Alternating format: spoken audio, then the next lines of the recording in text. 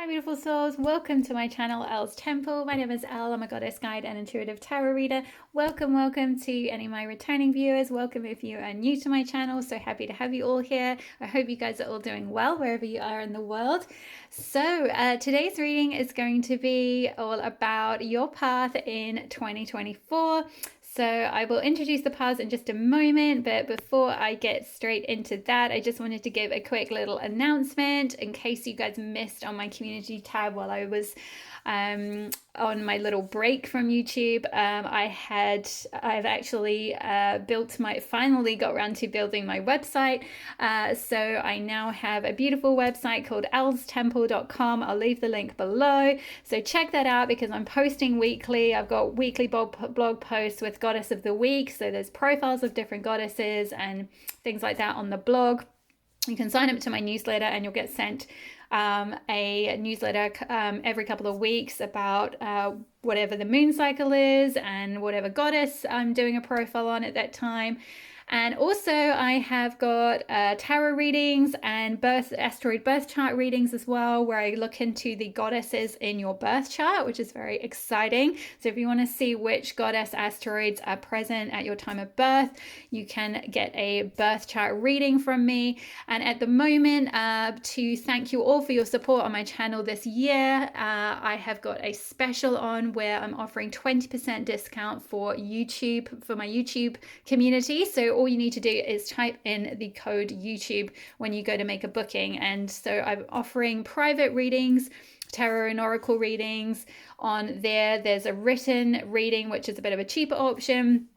But if you'd like your own personalized year ahead reading or just a personal reading related to any theme whatsoever, then I also offer both a short reading, video reading, and a longer reading as well. So check out the options there. There might be something. And also I do gift vouchers as well. So if there's someone in your life who's interested in having a reading, maybe they've never had one before, but they're curious to try it, and they're the sort of person you're not really sure what else to get them, then you could certainly get them an Elle's Temple gift voucher. You can just download it and you can choose different values. So just wanted to put that out there because I haven't made any recent announcements on my community tab about that. So I wanted to just give a quick little update about what was going on my website. So without further ado, to introduce each of the piles, we have got, if you are drawn to the beautiful goddess Kali Ma with spiritual transformation, you will be pile number 1. Okay, if you are drawn to the beautiful goddess Epona with earth magic, you will be pile number 2, and timestamps will be in the description box below as always. And if you are drawn to Mermaid of Lemuria with joy, you will be pile number 3.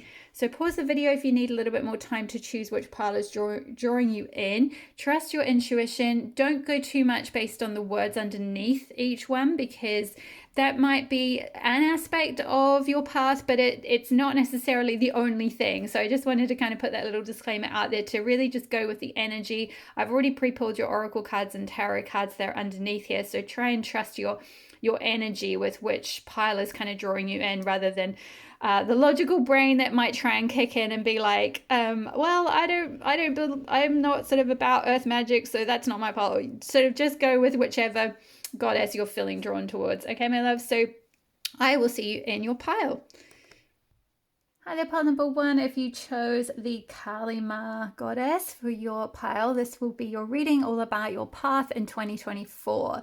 So straight off the bat, pile number 1, I'm just going to do a little bit of an energy check-in first, and then we'll get into your oracle cards and we'll finish up with the tarot. But just to start off with, I feel like with Kali Ma coming through, possibly for some of you, your 2023 might have been quite intense with a lot of like transformation and some sort of ending possibly. Often Kali can come to us when we have had one of those sort of tower moments in our lives. For those of you that know tarot and know the tower, it's that energy of like kind of sudden and unexpected change. It's usually when we've been sort of building something on some sort of foundation that isn't really meant to be for a long term or something, or kind of putting our efforts or energy or attachment into something that isn't really for necessarily for our highest good, or maybe it's just supposed to be in our life for a certain period of time. And then often what happens is if it's no longer aligned with our path, then the universe will come in, right, and like pull the proverbial rug out from under our feet. And very often Kali energy is the energy that will come in when that sort of situation is going on. And at the time it feels really like a rude awakening and really unpleasant and tough, and like, hey, I was, you know, in love with that person, or I thought they were my forever partner, or I thought that this was my forever career, or, you know, whatever it might be. It can often feel very, like I said, it's unexpected. You know, it's something that you kind of felt at the time was going to be something you were going to be invested in, but then it's it sort of falls apart, or it gets pulled away, or something goes wrong, or something like that. So Kali can often come in those times because she is the most loving, fierce mother goddess. And of course, at the time that you're going through something difficult, it's like, you know, where I don't feel love, this just feels painful and this just feels unfair. But always in retrospect, often, you know, it could be months, it could be years after the fact, you can look back and go, oh my gosh, I really missed a bullet there. Like, I'm so glad that situation got pulled away from me, because actually it was making me, you know, like really unhappy or really unwell or whatever it might be, or it was really quite toxic actually in retrospect, or, you know, whatever it is. There's always some sort of you know, like there's always love behind Kali's actions. There's always, you know, she's looking out for your highest good. So I just kind of feel like this won't necessarily have been for all of you, but that have chosen this path. But for many of you, you might have been through something preceding 2024 that created a sort of a Kali moment, a kind of a Tower moment, where there was some sort of a loss, or some sort of an ending, or some sort of a path that kind of got swept away, and you're now facing quite a big transformation in 2024 in some aspect, in some regard. For some of you, that Kali energy can be where there's a certain identity often that's at play in your life, or it's like your ego is perhaps controlling a certain aspect of your life. And by ego, I'm not meaning like, oh my gosh, Palawan, you're so egotistical or arrogant. I'm meaning like a sort of, you know, the part of you that wants to keep you safe, right? We all have this part of us, the ego self, that is, you know, constructed identity that wants to keep us safe. And it could be that part of us has been operating, you know, being the main kind of, you know, at the helm, kind of steering our life. And it might have, you know, kept you in certain situations, or kept you operating in a certain way, or kept you doing a certain thing out of fear, or out of like trying to keep safe, or trying to keep small, or whatever it might be. And Kali can come in when it gets to a certain point in our soul's journey where it's like, okay, you know, with her scythe here, she will just cut away what is not serving us. And often this sort of action with her scythe is to kind of cut off the head, in the sense that it's to cut off the ego, cut off the mind, the mental control, the sort of the construction, the constructed self, the conditioned self, where it's like, you know, there's all these sort of like a facade or an identity or a mask or that kind of thing that's kind of blocking us from being who we really are. She will come in and just cut that away. She will cut the ego. It's like a kind of it's very much like a Tower moment. It's like cutting the ego down in order for you to rebuild yourself as you're more in alignment with your true soul. So for some of you, you know, this process can be it can be a cyclical process, and you can be sort of sitting and thinking like, why am I going through another spiritual transformation? And these things are it's not a linear thing. It's not a one-time thing. Often this can happen like, you know, over periods of time, and it can sort of deepen. So you'll all be at slightly different stages. Because I feel like for many of you, if you're on this channel, you've probably already gone through some form of spiritual awakening maybe, but there's like perhaps a certain deepening of that's going to happen. That's going to be sort of perhaps one of the main themes of 2024. But let's have a look at your other oracle cards and see what else might be going on. That sort of energy I've been speaking of, I feel like is kind of what you're what you're coming into 2024 with, but let's have a look at like how your path might evolve off the back of like this intense transformation that you're going through. So straight off the bat, we have got Season of the Witch with magic. Beautiful. Okay, let me just get all the cards out and then I'll go into the messages. We have got Standstill. We have got Selenite and Willow Tree with Goddess Spiral, Rites of Passage, Dreams, and Support. Love it. Hopefully all these are going to fit in. Okay. We have got Cat's Claw with Purification. Yes, definitely. We have got the Familiar with Ally. We have got, you got 2 healing cards from the Creative Consciousness Healing Deck. We've got Water with Experiencing the Healing Power of Water. And also we have got Self-Trust, Building Safety with Yourself. Okay, let's just move these over a little bit. Okay, I feel like putting this water card up here with this. I can't remember the name of those type of birds. Just having a total blank. Anyway, this little, it's not a flamingo. What are they? I looked this up once. It's a very specific type of bird and now I can't remember. There you go. Diving for Light, card number 11. This beautiful card with the little seahorses here. There's a lot of like water energy with this this bird here and the water card, and then Diving for Light with like this figure being under the sea with the little seahorses. So interesting. I'll come back to that in a moment. I'm going to start over here with the purification energy. I feel like, and also Standstill as well, I feel like what might be one of the main things that might be coming through in your as part of your path in 2024 is where you may have gone through as a result of this spiritual transformation, or perhaps that tower moment for those of you that have gone through some sort of an ending to precede this transformation. You're now in like a holding cell is what I'm getting, like a protected. You can see here this witch is in this like pentagram, which is a symbol of protection. It's like you're protected from harm. You're protected from anything outside of you that was trying to like get in your way or kind of steer you off course, or any kind of toxicity, any kind of abuse, any kind of negativity, whatever it might be that you've been up against. And of course it's a general reading, so it'll be different for all of you. Whatever that kind of ending was, or whatever that difficult passage was that's led to this transformation, it feels like 2024 is going to be like a healing time and a time where you're kept protected from any further chaos or like toxicity or pain or anything that could sort of steer you off course in some way, any people or any kind of it could be people, places, or things.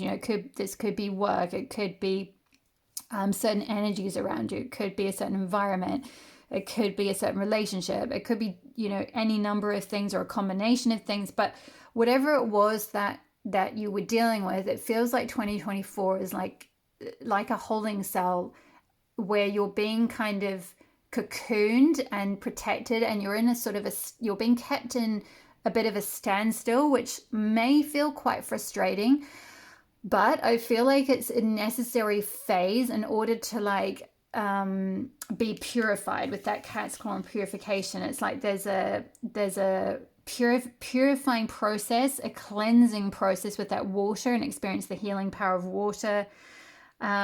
There's like a releasing process that needs to happen. I'm just noticing now there's 2 willow trees. There's a willow tree here in the standstill, and then also we've got selenite and willow tree here. And selenite as well is a very, very cleansing crystal. This might be a good crystal for you to have as your like main crystal next year. It's very purifying and very cleansing. In fact, you can put any other crystal on selenite and it will cleanse that crystal. So just it's just it's like a super cleanser. So there's something around sort of cleansing your energy, clearing your energy, purifying your energy. And I don't mean this in any way to frighten you or to make you think like, your energy is impure. I'm not meaning that. And I hope you understand I'm not meaning this in any sort of religious way whatsoever. Of course, that's not what Al's Temple is about at all. This is sort of like where maybe there's been, certain energies you've absorbed, certain experiences that you've undergone.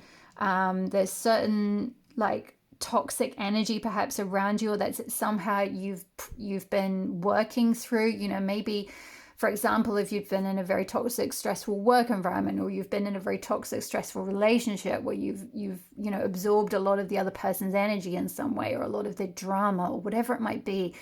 And it's sort of it's like it's in your energetic field. And so next year, 2024, part of, and this is not all, we'll go into more detail in your tarot. There'll be other things that will be coming up, but part of the theme for your year is to be in this sort of standstill and go through this cleansing and clearing process where you can sort of just clear out that energy. You can release that energy. You can release that stress. You can release that toxicity. You can be in the little protected bubble. So maybe some of you might be kind of moving or something. You might be changing your environment up in some way, so you can be in this like sort of protected space or something like that. And in this space, you can do the necessary healing. You can find the support that you need, because we've got, with this goddess and willow tree, we've got support, and we've got this like, like a women's circle kind of thing around here. So but I'm also kind of seeing with the beams of light coming down, it's almost like this could be both receiving support in the external, in terms of in the 3D realm, like from friends or from family, or from new soul family or something like that come around you and help support you, but also from like your spirit guides, or from your team in spirit, sending you light, sending you support, sending you beautiful cleansing energy as well. So it's kind of necessary with this standstill to kind of be in a still place, to kind of be in one place, to kind of be in a restful, receptive space, so that you can go through this necessary healing, purifying, cleansing, and also so that you can rebuild your self-trust. Because with this building safety with yourself, I kind of feel like perhaps there was something that happened this past year, or maybe even, it could have been a while back, but I kind of feel like this is a fairly recent thing. There might have been some sort of a situation that eroded your trust in yourself, whatever that might have been. So it could have been where you chose to get into a certain situation with someone, whether that was a relationship, or you chose to take on a certain job, or you chose to move to a certain place, or you chose to be friends with certain people or something. And as a result of that choice, that person or that thing or whatever then ended up eroding or they took advantage of your trust in them in some way. And it's then caused you to sort of internalize that, and instead of kind of seeing it as like, well, that's on them, that's their that's their toxicity in a sense, that's their negativity or whatever, that's their conditioning, that they've then behaved in that way, or that sort of corporate environment or whatever is backstabbed me in some way, because they operate in this very aggressive sort of dog eat dog way, or whatever it might have been. There might have been something where you went into it fully, with integrity or whatever, and then something's happened where your self-trust has gotten eroded. So it could have been from a very specific situation, or this could be more generally in your life, where something might have happened in childhood, for example, or in your teenage years or something like that, where your trust was betrayed or taken advantage of, or eroded in some way. This could have been, so trigger warning here, this could have been, maybe some of you might have undergone some sort of narcissistic abuse that can often cause big issues with self-trust.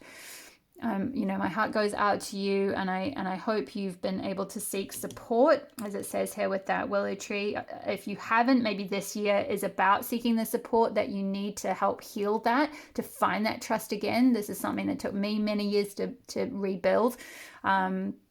After undergoing some things from childhood and also from a narcissistic relationship, you know, it can often really take a toll on your own self-trust, because, you know, with things like, if you've experienced things like gaslighting or anything like that, or any kind of betrayals, that can, you know, particularly if you're very empathic, very highly sensitive, that can really, like, you can internalize that and take that on as like, you know, I can't trust myself now to discern where someone is going to be bad for me, or I can't trust myself to discern where a situation might be bad for me. And it's not that at all. It's just that you know, there are unfortunately some people, or, you know, jobs or workplaces or environments in the world that are very toxic, and that is, you know, unfortunately the way of the planet, the way of the earth. There are just those entities or those people, there is that toxic energy that is out there, unfortunately.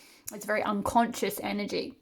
It's often come from, you know, the way that person's been conditioned themselves, but let's not get into that. It's not about them at all. This is about you and about your healing, but about you going into this like protected zone, going through this time of clearing, purifying, healing your self-trust, rebuilding your self-trust again. And I feel like you are going to get a lot of support. We've got the familiar with ally here, and we've got a wolf spirit. And wolves are very highly protective animals. That it's a wonderful spirit animal to have. I'd highly recommend looking up, doing a little bit more research into having like wolf as a totem animal. But they are very protective. They also are very instinctual animals. You know, they the way they hunt, the way they operate, like most wild animals, but particularly wolves. You know, they're like sort of, they have like a hyper instinct, you know, and so there's something around you like redeveloping, rebuilding your self-trust, rebuilding your instincts again, that having that trust in your own instincts, where you can sort of sniff out or sense out where something's not quite right for you. And sometimes it takes, you know, being sort of in a bit of a standstill moment, in a bit of a protected zone, in a bit of a retreat place, where you sort of pull back from things and kind of clear out a lot of things in your life, or pull your energy back from a lot of other people and places and things, and kind of just, you know, come into yourself, come into that sort of protected zone, come into that healing bubble, get the support you need. You know, connect with your spirit guides, connect with your totem animals, or whatever support, you know, whatever support looks like to you. You know, maybe for some of you, if you're really connected with sort of, you know, some kind of shamanic practice, it could be doing that. You know, it could be, joining some kind of support group or support circle if you're able to do that, or getting some sort of a therapist. It's just all about finding a time where you cultivate allies around you, whether that's in the spirit realm or I feel like it's both. I feel like it's both. You'll start to connect more with allies in the spirit realm, so you'll feel more supported, you'll feel more protected, you'll feel stronger in yourself, because you've got that support and you've got that strong connection with that support in the spiritual realm. So you can, you know, if there's any point where you come up against a situation where you're like, oh my gosh, I don't trust myself, I don't know if I should do this, or I don't know if I should trust that person, it's like, okay, just take a moment, pull your energy back, connect in with your guides, connect in with your spirit animal, you know, connect in and ask, you know, can I trust this situation?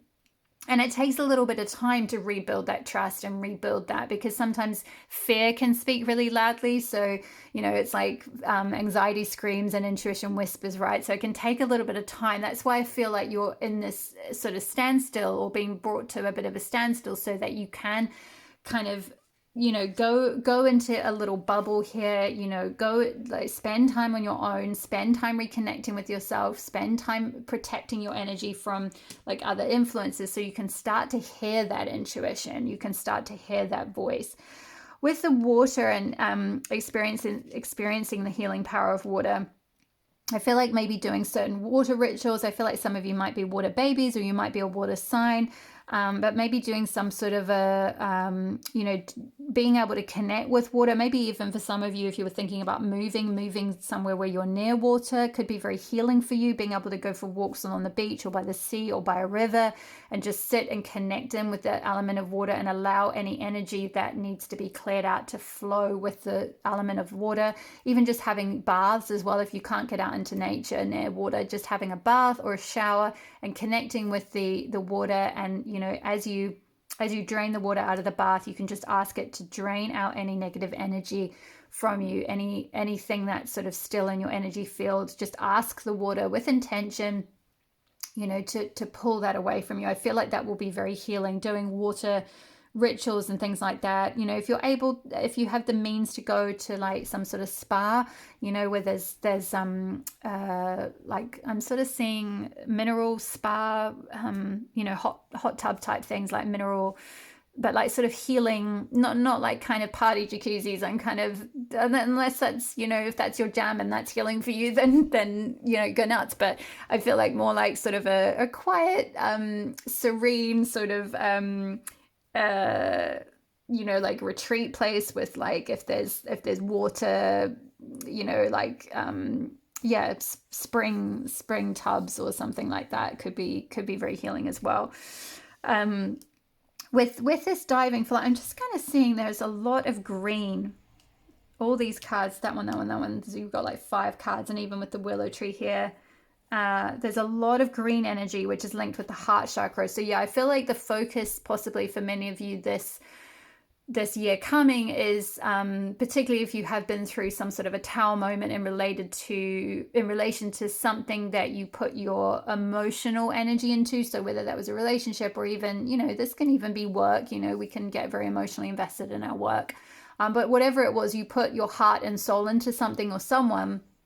And I feel like a lot of what you're working through, a big part of your path in 2024 is healing your heart chakra, or working with healing your emotions. Emotions are linked with the element of water, and there's a lot of like water energy here and a lot of green energy, which, like I said, is the heart chakra. So there's a lot around like healing your heart, connecting with water, connecting with your emotions, healing your emotions, purifying. It kind of makes me think of like the rain, which is, sometimes we just want it to be sunny all the time, and then the rain comes and it's like, it's kind of, in movies and stuff, it's called like pathetic fallacy, right? Like it's often shown with like a character who's going through a really sad time, and then you've got this like rainy weather, and it's like, sometimes seen in this sort of slightly negative light, but quite often the rains are as necessary as the sunny time, right? Like we can't just have like a burning sun kind of 24/7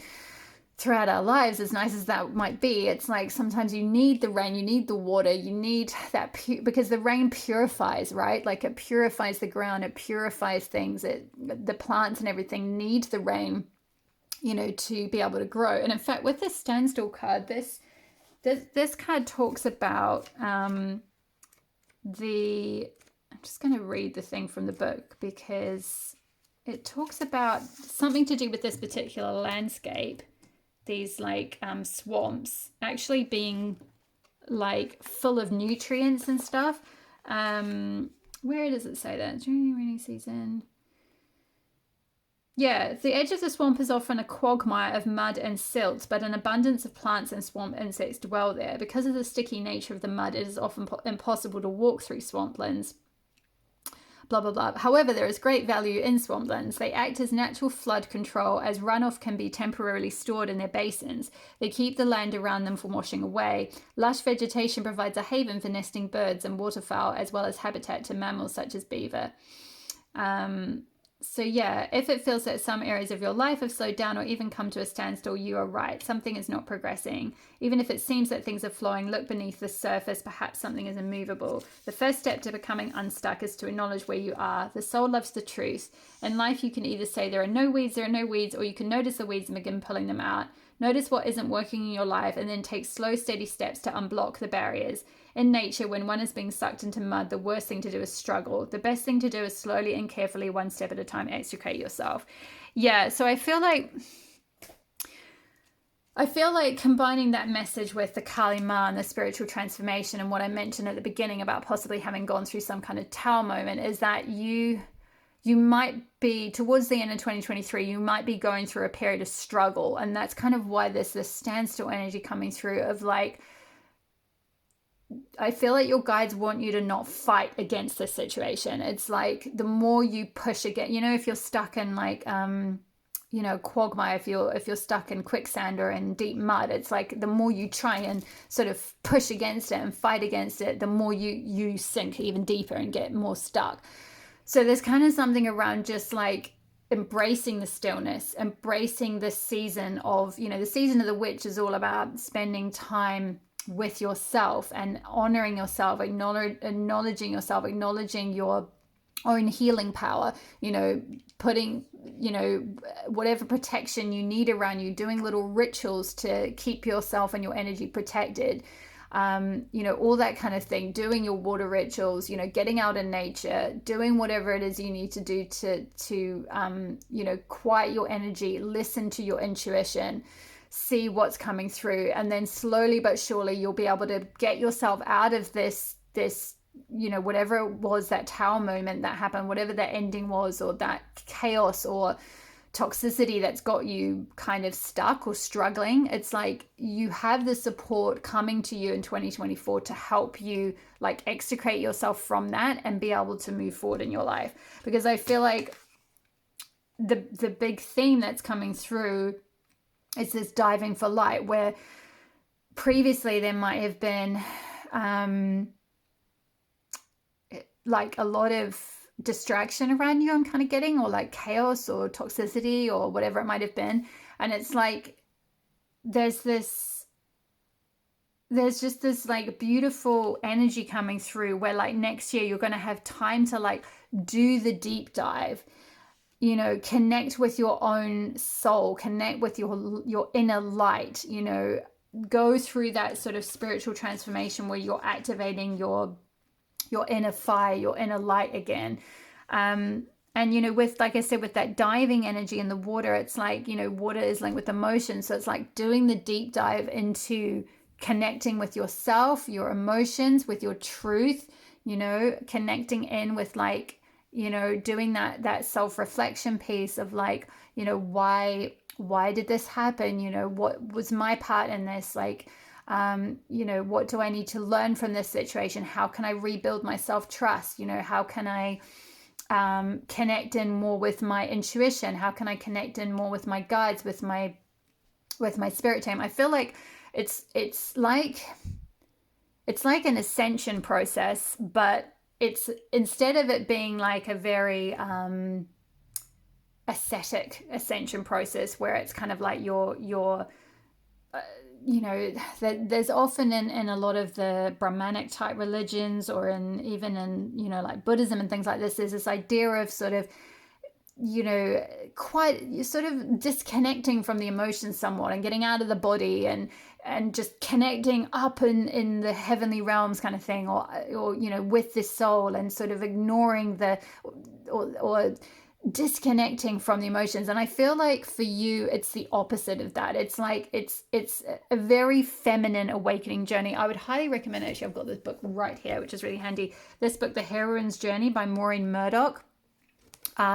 This is all about going on like a spiritual transformation, but the feminine way, which is to dive for the light. It's to go within, it's to uncover the emotions, it's to kind of connect with the body, to connect with the self through the emotional self. It's a very different sort of spiritual awakening process than that kind of ascetic process, which is to kind of just escape from the body and kind of ignore the body, or like sort of, ignore the emotional self and disconnect from all of that and try to just, like stay in the Zen place. It's like sometimes that works, and sometimes that is what's called for, and sometimes that's the type of spiritual awakening that is what happens, and other times it needs to be deeper than that. It's about going within. It's doing that deep dive to connect with your own inner light. I feel like on the whole, this this year is going to be extremely healing for you, and it's going to rebuild your self-trust and rebuild your like spiritual connection, so that by the end of it you have this extremely strong connection with your guides, and more support around you. I feel like as well with the rites of passage and dreams, you might be having a lot of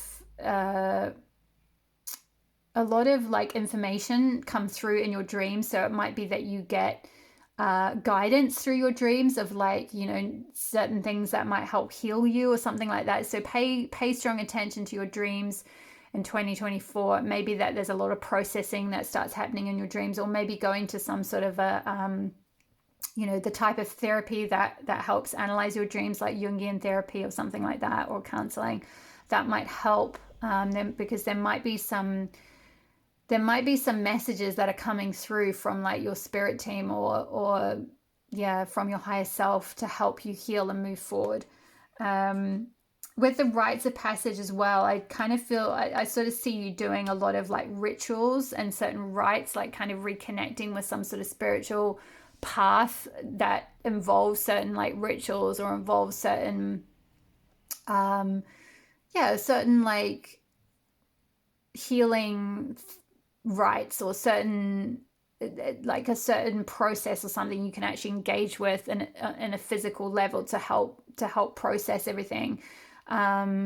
You know, this could be like the craft. It could be with that season of the witch. It could be that next year is all about reconnecting with the craft. Maybe this is something you were into when you were younger and you've kind of drifted away from it. And it's kind of like, you know, next year is all about reconnecting with that aspect, reconnecting with your sense of magic, reconnecting with your sense of like, you know, being able to use the elements in a way to help, you know, heal things, or like do little witchy sort of rituals, you know, using plants, you know, even just like I've got, actually I should bring it over. I've got lavender, whoops, I don't know if you can see here, I've got a little oil burner here with just lavender oil burning. So even just little things like that, you know, burning essential oils,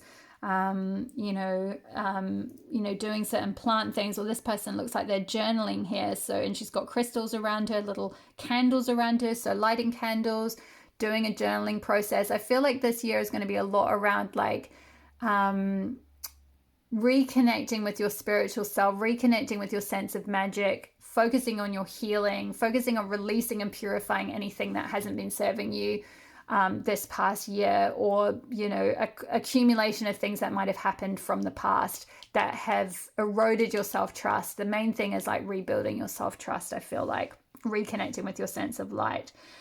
Let's have a look at your tarot cards now. So we have got, yes, 5 of Swords, and there's a cut there. So yeah, I feel like there's been some sort of a separation from something's been cut away. Like I said, with the Kali Ma and her sort of scythe there, it's like she's come in and cut something off from you, some sort of access to something. So that could have been a relationship, it could have been a job, it could have been just something you invested in, a friendship, a certain habit, an addiction, any number of things. But it's like there's been some sort of an ending, possibly off the back of a conflict, because sometimes 5 of Swords can speak about conflict or competition.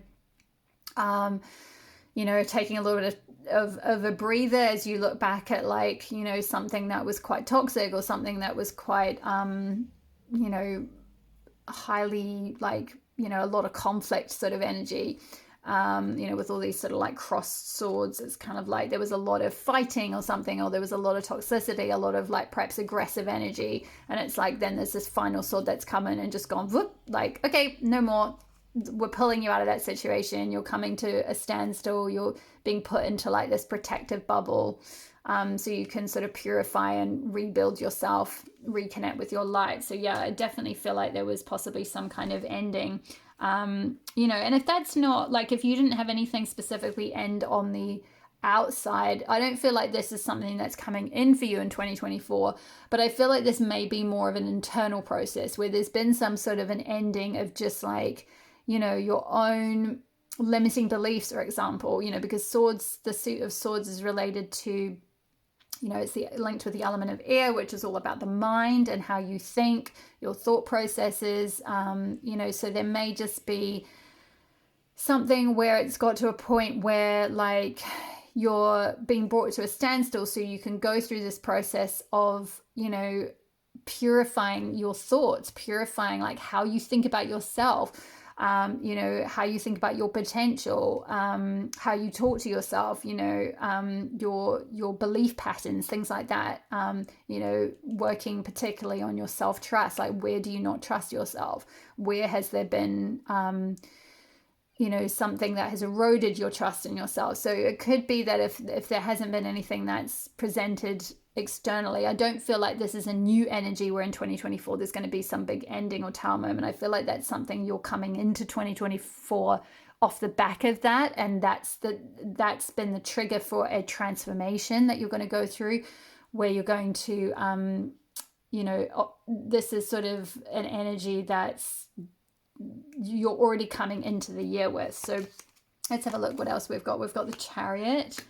Beautiful. Some sort of movement. Yeah, there's something moving forward. There's something around moving forward. And we've got this pentacle here, which is like linked with the pentacle that the witch is sitting in. So he's got it around his, this horse has got it around his neck. It's like carrying that protection with him. And then we've got the crescent moon on his forehead, symbolic of intuition. So it's like really doing that work to rebuild your intuition, feel a sense of protection as you move forward with things in your life and take action on things in your life. Sometimes the Chariot card can speak of physically moving house. So maybe some of you are moving. Like I mentioned, some of you might be wanting to move somewhere like near the sea or something like that, near water. Or just get out of a certain environment that might not have been very healthy. Like maybe some of you have lived somewhere that, you know, it's been a difficult place to live in or something, and you're moving. But for many of you, this is more metaphorical, or it's more about like, you know, there's some sort of internal movement. There's some sort of a moving away from a situation that was very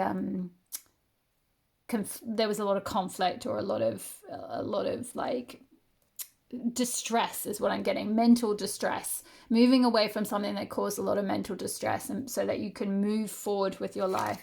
And then we've got the Son of Wands. Beautiful. Yeah, this is the Page of Wands. With the snake here, I feel like this is symbolic of rebirth. You're definitely, with that spiritual transformation card, going through some sort of a spiritual rebirth here, or a rebirth from within. You know, so it's that kind of thing where because you're sort of kept in a bit of a standstill, or a kind of a holding bubble, this may not look like a lot on the outside. This may not present in a way where other people are like, oh my gosh, look at your life, like you've completely changed everything around, and you know, you're doing all these different things. That may come in time, but I feel like it's kind of more of an internal process where you're going through this, you know, like snakes will shed their skin, right? It's like there's like a shedding, there's a purifying of an old identity. You're letting go of something. You're shedding some old skin, some old way of being, and like reconnecting with like your inner spark again. There's just this like wand that's just lit up with all this like orange and yellow energy. Orange is linked with the sacral chakra, which is all about your inner passion, your zest for life, your, you know, joie de vivre, your creative passion. So maybe there's some sort of creative inspiration that starts waking up in you, or just like a kind of a zest for life again, because maybe if you've been in a very difficult phase in the past, like, you know, you may not have had much sort of passion energy or much like inspiration energy to be able to actually like move forward with anything. Let's see, we have also got the Three of Wands. What's that? Yeah, so this is all about, you know, this can speak of travel and movement and journeys as well. But I feel like it's kind of like you starting to look, you know, because sometimes it can speak of, you know, creating a vision and looking out into the future, but you're in a position where you can really actually start manifesting that vision that you have. You know, with the Two of Wands, it's kind of the two wands that you plant in the ground and you're like, okay, this is the sort of idea that I have for my future. With the Three of Wands, it's like a clear vision that you start to actually take a little bit of action towards. You start to want to move forward with that vision. You start to want to make it actually happen. And I kind of feel like there's all this sort of black and white lines behind, which I feel like was maybe something in the past where there was this difficulty or this distress or whatever it might have been, whatever that toxic situation was, or habit or whatever it might have been. And now it's like there's these three wands that are kind of papered together, and through it you can just see all this color coming through. It's like you're starting to be able to get a vision for the future that you can actually be hopeful for, and that you feel excited about, and that you want to take action on. So it's like next year is kind of going to be about kind of doing that healing work, coming back into yourself, rebuilding your self-trust, reigniting your zest for life again, really creating a vision, a clear vision for your future, and starting to take action towards that. And then we have Mother of Pentacles. Beautiful. I feel like this is kind of you doing that inner child healing. I kind of feel like this is less about you nurturing other people and more about you like nurturing yourself. And again, we've got the green, as I spoke about with all these cards, the green being linked with the heart chakra. It's this very gentle energy. It's this very nurturing energy. I feel like you're really going to go through this phase of really like, really nurturing yourself, really focusing on self-care and self-nurturance. And then finally, we have the Emperor. Beautiful. Which in this particular deck, because it's like this kind of oak tree, it's like very solid energy, very like protected energy or protective energy. It's a nice counterbalance with the Mother of Pentacles, which is very like nurturing and soft and like gentle and all about self-care and support. The Emperor is kind of more of a paternal energy, a fatherly energy, a kind of a strong masculine energy. So I feel like by the end of the year, there's this this beautiful counterbalance where you kind of get into a stage where you feel strong again. You're rooted. You've grounded yourself. Look at how different the energy is between these two cards. How sort of chaotic and kind of almost like scattered the energy is on this card. All these different swords pointing everywhere. There's this worm cut in half. It's very sort of, there's nothing grounded about this. And I feel like that comes back to what I was talking about with Kali and the tower moment that some of you might have been through, where it's like, a tower moment is usually because there's been something built on a false foundation. So it's like whatever this thing was, it just wasn't a strong foundation. But you're moving forward. You're harnessing the reins of your own life, and you're moving forward towards a new vision for the future, and one where you're so much more like caring of yourself and looking after yourself and strong in yourself as well. It's like you've got a really nice balance between like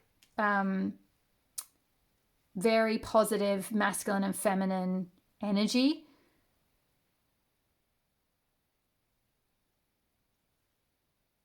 Very, very like strong. It's just this strong kind of protective energy I'm getting through with this deer, who's like, the mother deer is very alert and she's like looking after this little deer. It's like very, very protective energy. It's like you are very protected going forward. So if you have been through something where you haven't felt safe, because it did talk about with the self-trust, building safety with yourself. And I feel like these cards are saying that by the end of the year, that is something you've been able to do, is build safety with yourself. You've built up that feminine side where you are nurturing yourself, you're remothering yourself or reparenting yourself.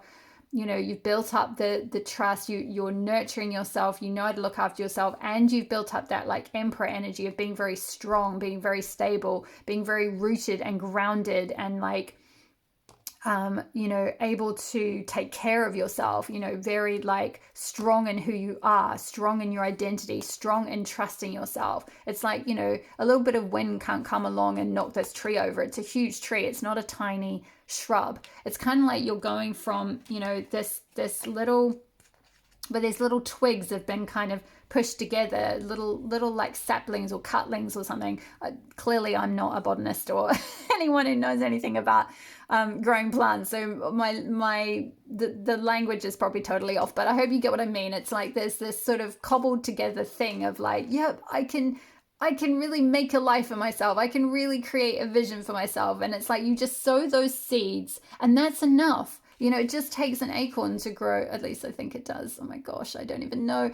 I don't know anything about, I hardly know anything about plants. But anyway, I'm pretty sure it takes an acorn to grow an oak tree. But you know, you get what I mean. It's like it just takes some seeds, you know, as inspired by the Son of Wands. Something lights up in you. That inspiration lights up in you to create this future that's very stable for yourself. And where you're really looking out for yourself, you're really like trusting yourself, you're trusting your intuition again, you know. So if you have been through a rough time with that, particularly if you've gone through any kind of gaslighting or narcissistic abuse or just whatever it might have been, toxicity or some sort of a situation where your trust was eroded, you know, you can trust that you are going to heal from that, and you are going to be able to rebuild your life again and have hope again for the future. It's not going to be all black and white like it is, you know. There's this beautiful color starting to come in here. There's this beautiful green energy, this healing, you know. Your heart chakra is going to heal. You are going to be able to look after yourself, you know, take care of yourself and rebuild your life. Okay, I feel like there might be a message. 1 second. There might be a message from, is it this one, Spirit? I think possibly they want me to read from the guidebook.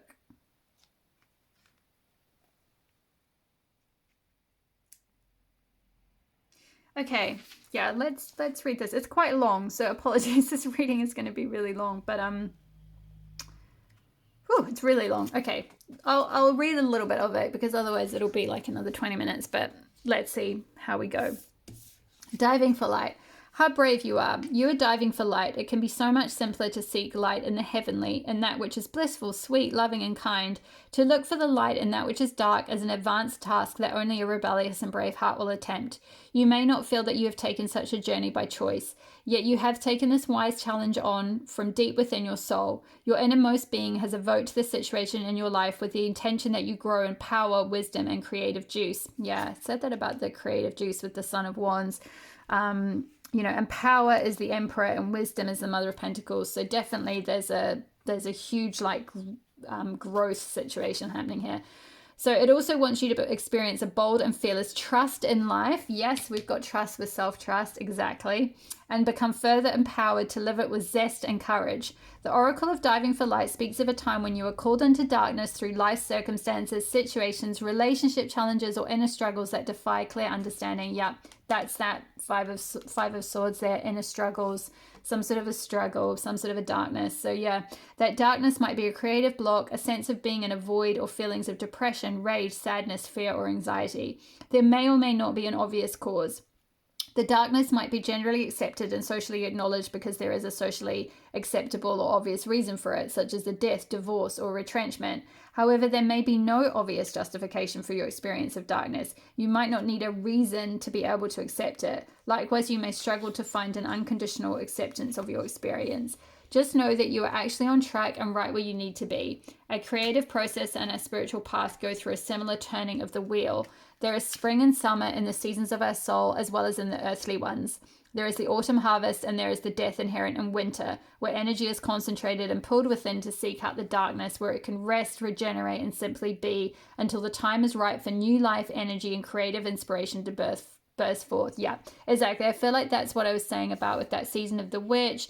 being in, you know, it looks like winter outside in this particular card. You know, there's like winter trees here, a full moon. You know, she's in her little cottage and she's got this pentacle around her. She's doing her work, and we've got standstill as well. And I spoke about like, yeah, going through this sort of time of like retreat, which I feel like is being called for the reason to like be able to like, you know, go within and rebirth this creative inspiration that will wake up as a result of kind of going through that sort of winter energy.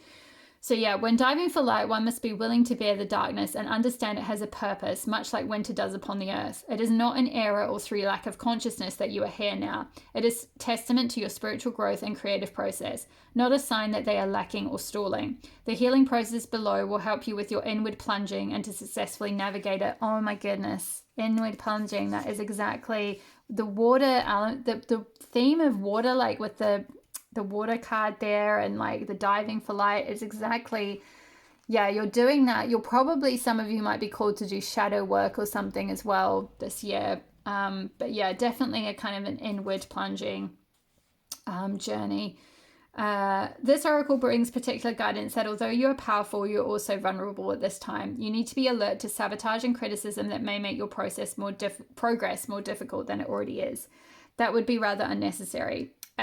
At least some of the people around you might be more attached to their fear and doubt than to their faith in your process and the ways of the creative, rebellious spiritual path that asks us to trust unconditionally. They may be frightened due to a lack of understanding. You don't need to carry their fear for them. You have your own process to attend to, and they can choose to be inspired by your journey or frightened by it. They are free to respond as they wish, and whatever those responses are, they are part of their journey for them to work through. You may also need to be vigilant against the darker forces within you. These are the voices that you may not expect, particularly if you are a pure-hearted being who typically resonates with love. These voices or feelings might surprise you with their dark intensity. They may be feelings of hate, terror, or of wanting only to sleep because anything further is all just too hard. They may contain vicious criticism of yourself or tell you that your inner creative work is pointless, unoriginal, not worth it, or stupid. These dark forces might try to tell you that you are on the wrong path, suggest that you will fail, or ask with great condescension, "Who the hell do you think you are?" You must stay in your heart and not believe these dark forces. Stay in compassion. Fear creates the energy of anger, hate, and destructiveness.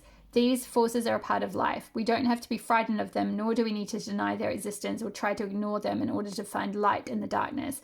We just need to hold compassion and be intelligently aware so we can avoid being seduced into the trap of needing to prove ourselves or into the mistaken belief that we need to fight against darkness. It is too easy to get caught up in trying to heal the dark. Darkness just is. Recognize it when it is there and be in your compassionate heart. All you need to do is make a choice. Will you stay in your heart, or will you be seduced by darkness and overcome by hate or sleepiness? Diving for light is a spiritual test and a threshold for all true creative work. We successfully navigate our way through this test and pass this threshold into new creative birth by staying connected to the light of compassion in our own hearts. It is not an easy test, but it is one that you must be ready for, otherwise it wouldn't be coming to you now. Just remember, it is the light of the heart that sustains. It exists within us always, even in the darkest depths of unknown terrain. This oracle also comes with a special message. There is a darkness within or around you that could become problematic if left unchecked. If for no particular reason you find yourself feeling angry, irritated, hopeless, or tired more easily than usual, unable to rest, or it is just too much effort to exercise or take care of yourself, then this darkness is having an unnecessary effect on you. It is time to end that now from a place of compassion. The healing process below will empower you for that task. Don't be afraid. You are learning this lesson and the unending power of compassion because you are ready for it. Feel honored by the lesson and stay humbly centered in your powerful, rebellious heart that refuses to be conquered by fear and remains faithful to love. All will be well. Okay, and there's a healing process which I'll hold up to the camera and you can do in your own time. So just pause the video and take a screenshot.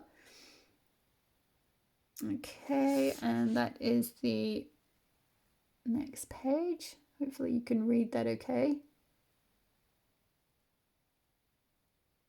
Okay, there we go, my love. So I'm going to leave your reading there because it's been an hour and I've got 2 more piles to get through. So I hope that resonated for you guys and it gave some sense of support and encouragement and reassurance. I know this is quite a tough energy. I really feel for you. I understand you've been through a difficult time of things of late, but I feel like next year there is going to be a lot of healing and things are definitely going to feel better. And by the end of the year, I feel like you're going to be in like a much stronger position within yourself. So if you feel a bit like you've just gone through this where something's been cut off, or like, you know, you're struggling to trust yourself in some way, or you're navigating some kind of darkness or difficulty, just trust that, like, you know, you're going to find your inspiration again. You're going to find a vision for your life again. You're going to be able to connect in with that like sense of self-care and strength and stability and power again for your life. It's just, there's a little bit of healing to navigate through, a little bit of just like, you know, perhaps retreating from the outside world a wee bit whilst you go through this. But I feel like it looks like kind of around the early to middle of the year, you'll really, there'll be this spark that will be reignited in you. So just trust that that is coming. You are going to feel that connection with the light again, and your next year you will feel very supported as you go through the year. So I wish you all the very best with the end of 2023. I may be putting out another couple of readings, but in case you don't see those, all the best with the holiday season. I hope you have a safe holiday season and all the best for that and the beginning of your 2024. Thank you so much for letting me read for you today. Leave a comment below if it resonated. I would love to hear from you. Hit the like button if you enjoyed the reading. It really helps my channel to grow. Hit the subscribe button if you're not already part of the Elle's Temple community. I would love to have you here. All the best with your journey, and I will see you in the next reading. All my love. Bye. Hi, beautiful souls of pile number 2. If you chose the beautiful goddess Epona with Earth Magic, this will be your reading all about your path in 2024. So I'm just going to start off with a little bit of an energy check, and then we're going to take a look at the oracle cards that I've pre-pulled and then finish up with some tarot. So straight off the bat, pile number 2, I get the energy from you that 2024, you are going to be, if you're not already, and I very much feel like many of you are already in this energy, but you're going to deepen this if you are, and if you're not, you're going to start connecting with it more. A connection to the earth and a connection to being really grounded, being very in touch with earth energy, with, you know, the elementals, with any sort of healing things from the earth. So, you know, we've got in this picture here, this figure's wearing, or Epona is wearing, you know, crystals. So maybe connecting with crystals more, connecting with flowers or flower essences or essential oils or plants, herbalism, or even just getting out in nature. Possibly for some of you, this could look like connecting with animals more. You know, it could be taking up some course of study and anything related to any of those things. So if that's sort of something you've been thinking about, this might be a time in 2024 where you decide to start deepening that learning, start deepening your knowledge about these things, or sort of accessing your wisdom about some of those aspects. But there's just this energy that is really beautiful and grounded. And like, I'm also seeing as well, it's very much reminding me of like the Pentacles energy in tarot. It's like being able to bring things into the physical realm. It's like you've got this sort of very earthy energy, this like Queen of Pentacles energy almost, or like Empress energy, where you're just so connected with being able to like manifest things in the actual physical, like on the earth. It's like, you know, with earth magic, it's like, excuse me, you can like,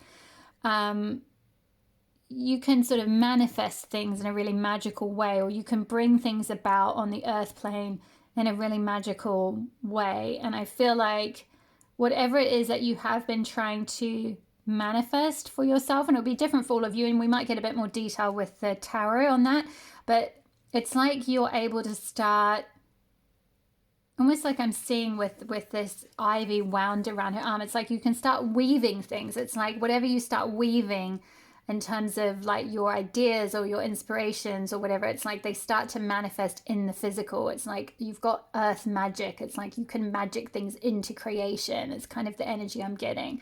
I'm also seeing this very like sensual energy, like a connecting with your body, you know, in this card opponent, her figure is it's very open. You know, her arm is up. You know, she's got this beautiful purple gown on, this beautiful purple dress. Her hair is out. You know, she's holding a flower. She's out in the sun. She's holding onto the horse's mane. It's this very sort of sensual energy, like connecting with the five senses. So this, you know, for some of you, this could be that you are an earth sign. So you may be Taurus, Virgo, Capricorn. I'm sort of feeling more Taurus because it's that very like sensual energy, but possibly one of the other earth signs as well, sun, moon, or rising, particularly sun sign. So some of you, this could be confirmation that that is kind of your energy, and that's what I'm picking up on. You already have this sort of sensual connection in some way. But for others of you, if you don't have that, it's not to say this isn't your reading or anything. It's just that that's kind of, that might be an energy you start connecting with more next year. So let's take a look at your other cards and see what else might be coming through on your path, for your path. Okay, so I'm gonna come back to your tarot in a bit. Let's start with oracle cards. So you got 2 of the Wild Women oracle cards. Lucky you, pile 2. Don't tell any of the others. 2 for pile 2. So there we go. And card number 20. So lots of 2s going on. The call of the siren was sexuality, and also with 2. And I also felt as well with this openness with this figure. For those of you that are trying to manifest a relationship or an increase in intimacy, if you're already in a current relationship, or if you're wanting to call in a soulmate or manifest a soulmate or something, I very much feel like with all those 2s, because 2s are about partnership, you know, it makes me think of like the 2 of cups.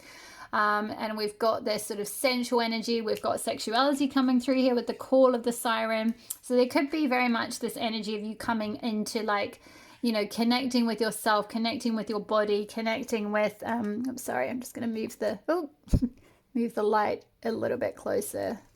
Get a wee bit more light here. So yeah, connecting with your your sensual side of yourself, and essentially having that kind of magnetic energy where you can like sort of magnetically call to your love, or to, you know, if you want to date people or whatever it might be, it's like you've got this very siren like energy that you're starting to connect with. And if it's not related to relationships, if you're not sort of in that place, or that's something that doesn't interest you, it's just whatever it is that you want to manifest, right? Like sexual energy is just kundalini energy, it's creative life force energy, it's fertility energy. So it's whatever you want to fertilize, whatever you want to create in your life, whatever you want to manifest, whatever passion you want to follow. It's just sort of having that zest for something. It doesn't have to be strictly, you know, like a relationship. So if you're, I just wanted to say that in case if you're asexual or you're not interested in partnership, or that's just not what you're at in your life right now, it doesn't have to be, you know, necessarily saying like that's the only thing that's going to happen with your 2024. You're going to meet someone. Not necessarily. If that's not something you want, that, you know, that message was just if that's something you are trying to manifest. But if not, then it's more about using that kundalini energy, using that creative energy for your own manifestations, for whatever it is that you want to create in your life, whatever it is, whatever sort of creative project you want to fertilize.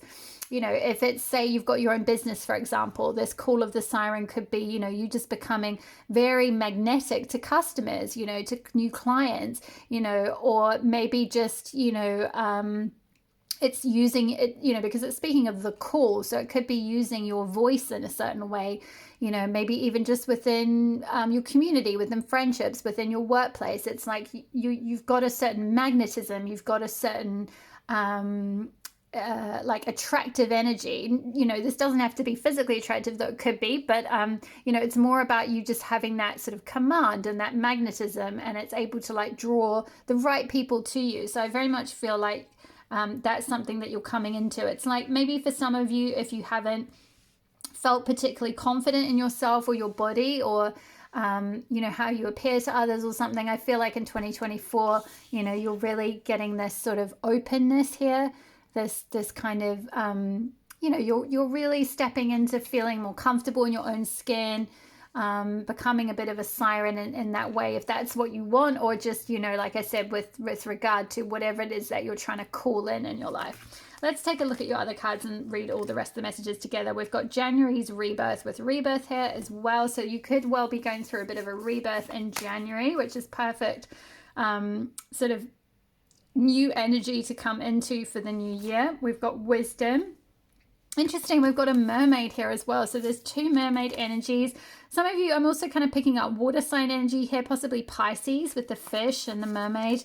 Some of you could be Pisces, sun, moon, or rising, but Pisces energy can also be very creative energy. You know, it's ruled by Neptune, and it can often rule like you know, that dreamy energy, that a lot of Pisces are quite creative. You know, they're very connected with that realm of imagination. So maybe for some of you, that's something that you're wanting to tap into a little bit more, or something that's part of your path in 2024 is being a little bit more creative, you know, being in that sort of Pisces imaginative world a little bit more. I'm also seeing with the January's rebirth, she's got a journal here or a book here where she's writing in. So maybe for some of you, it's writing, like particularly over the winter months, because we're seeing here the sort of wintry scene outside. So maybe over the winter months, whenever that is, wherever you are in the world, you know, or the colder season or whatever, or the holiday season, or over January, you're kind of withdrawing, you're, you know, like you've got a little retreat room, a little writer's room, and you're taking time out to kind of write some ideas down, or write your vision for the future, or you know, tap into your inner well of wisdom, and, you know, start journaling what it is you want to see in your life. We've then got stromatolite and fern with akasha, and it says strip back and simplify, look to your origins. I'm just going to get all the rest of the cards out and we'll read all the messages. Oh my gosh, I don't know how to say that. Card number 34, Mitraginia. I've probably butchered that. Anyway, shape-shifting. Interesting, shape-shifting. Okay. I just did a... You guys might be interested in, have a look at my website if you are interested in Goddess Morrigan, because she is a goddess. She's an Irish Celtic goddess of shapeshifting. She was called the shapeshifter. So that particular post might have something for you. That just kind of came to mind when I saw the shapeshifting. So it could be a bit of, yeah, some sort of a like changing identity or something. But let's get the rest of the cards and we'll have a look at it all together. And we've got Goddess with Transcendence, card number 36. Interesting, we've got 29, 34, 36. So some of you might be in your late 20s, early 30s. Particularly with 29, you could be going through a Saturn return at the moment. We've got Geode, card number 41, Transforming Addictive Thinking. And finally, we've got card number 42, the word wants to be written. Interesting, card number 41 and card number 42. So there's like a progression there. The word wants to be written. And I was just talking about writing with the Pisces energy and this figure writing in a journal or a book here. So, and then the word wants to be written. So some of you may be writers, or you might be interested in writing something. It could be like something very creative with that Pisces energy, like a novel or poetry or something imaginative, or it could be anything really. It could be writing your memoir, or writing you know, something about like travel overseas, or like, you know, something like that with the sea there. I'm kind of seeing like a few different things, but give me a second. I'm going to just shuffle to make sure I can get, is that in short? Yes. Okay, great. Lovely. Alrighty. So where did I get up to? So I was speaking about the kind of, that central energy and the creative energy that's coming through. With this strip back and simplify, look to your origins, I feel like possibly one of the things that might come up for you next year, pile 2, is maybe something related to childhood. I'm not kind of getting anything nefarious though, so I don't feel like this is necessarily like needing to do really deep dive kind of therapy work per se. There might be a little bit of shadow work, you know, with rebirth and stripping back, looking to your origins. There could be a little bit of like kind of just releasing some conditioning is what I'm getting. Like just releasing a little bit of some sort of a pattern, some sort of a conditioning, something that may be holding you back from whatever this, like, this thing is that wants to be written. And with this card, the word wants to be written, you know, this could be running a book, but it could also be anything, you know, any sort of creative venture. There's something within you that wants to be born, is the energy I'm getting, which is coming back to what I was talking about with that fertility energy, with the sexuality card and the call of the siren.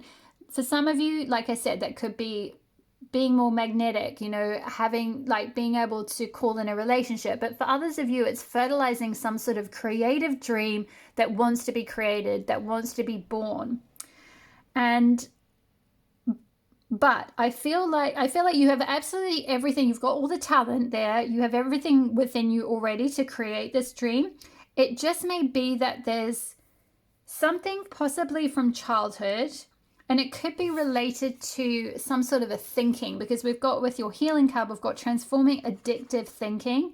I'm not kind of picking up that there's any kind of intense, like, addiction per se going on, but addictive thinking can even be like, we can get addicted to our negative thoughts, right? Like, our critical thoughts about ourselves can actually become addictive, weirdly, you know, as much as like an addiction to a drug or to anything else. It's like we can just get into a pattern, you know, and this could come from childhood. With that look to your origins, it could be that, like, you know, you could be somewhat addicted to, or somewhat like conditioned or patterned into thinking about things in a pessimistic way, for example. Or, you know, maybe you know you've got creative talent, but you're like, yeah, like, I'll just write it in my journal because, you know, there's no point putting it out in the world because it'll never get published, or it'll, you know, this sort of creative thing I want to create, no one's ever going to invest in it, it'll never happen, or like, I'm not really good enough for that, or like, you know, or maybe for some of you, the creative dream is like, you know, something related to your wisdom, like bringing your wisdom out in the world in some way. And you're kind of like, you know that you're very wise, but there's just something around like bringing that wisdom out and sharing it. It's kind of like there might be some negative thinking around like how it's going to be perceived by others, perhaps, or how maybe you fear that other people will tear you down, or they'll criticize you, or whatever it might be. And so there's just something around like simplifying your thoughts, or like clearing out some kind of negativity or addictive thinking, like negative past thought patterns. And because we've got this fern and look back to your origins, this could be something that started in childhood, like some sort of thought pattern that, you know, maybe you showed some of your written work or some of your creative work to a parent figure or a teacher or something like that, and they just, you know, for whatever reason, maybe they just didn't have time to engage with it and they kind of dismissed it or something like that. And then you internalize that, as you know, as we do as children, we take that to mean like, oh, it's not good enough, like no one's interested, like no one likes my work, and blah, blah, blah. And that can become like a pattern, and we can just think that over and over and over about all our creative work, right? And that's not true. That was just that one thing with that one person, and they just didn't have time. Maybe there were other kids they were caring for, whatever it might have been. But like at the time, as a child, we can't rationalize their response. We just make it mean something about us. So it could just be a little bit of like, it's like not even necessarily doing a big, deep therapeutic process. It's just kind of a little bit of stripping back. There's a little bit of something, maybe during this holiday season, you could use this January time. And I feel like you're very wise and very intuitive anyway, Pal 2. I feel like you're already on top of like your own spiritual work, and you're already on top of like, you know, knowing how to connect in with your shadow and all that kind of thing. But there's just this kind of like little portal of rebirth for you to go through. This little,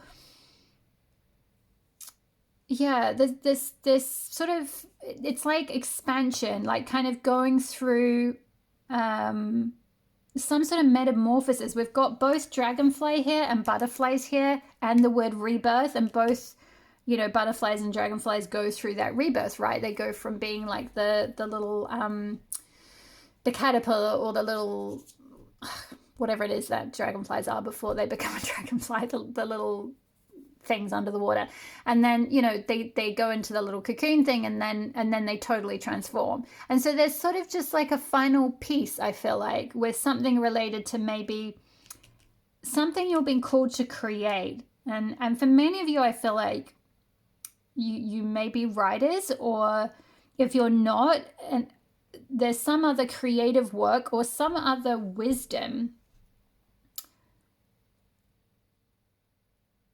And it could be related to this with this opponent and earth magic. It could be related to something to do with, any of those things I mentioned, like crystals or plants or herbalism or something, like sharing your healing wisdom, sharing your knowledge and wisdom about like the natural world. Or maybe some of you are really interested in like ecology or protecting the natural world, and you want to write about that or something, or you have a lot of knowledge or wisdom around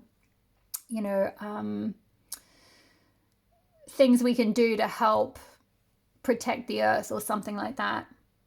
But there's something around with that, the call of the siren, the word wants to be read, and there's something around like expressing yourself, or like putting your voice out there, putting your wisdom out there, sharing that, and like magnetizing kind of people to you. With this shape-shifting card, I'm kind of getting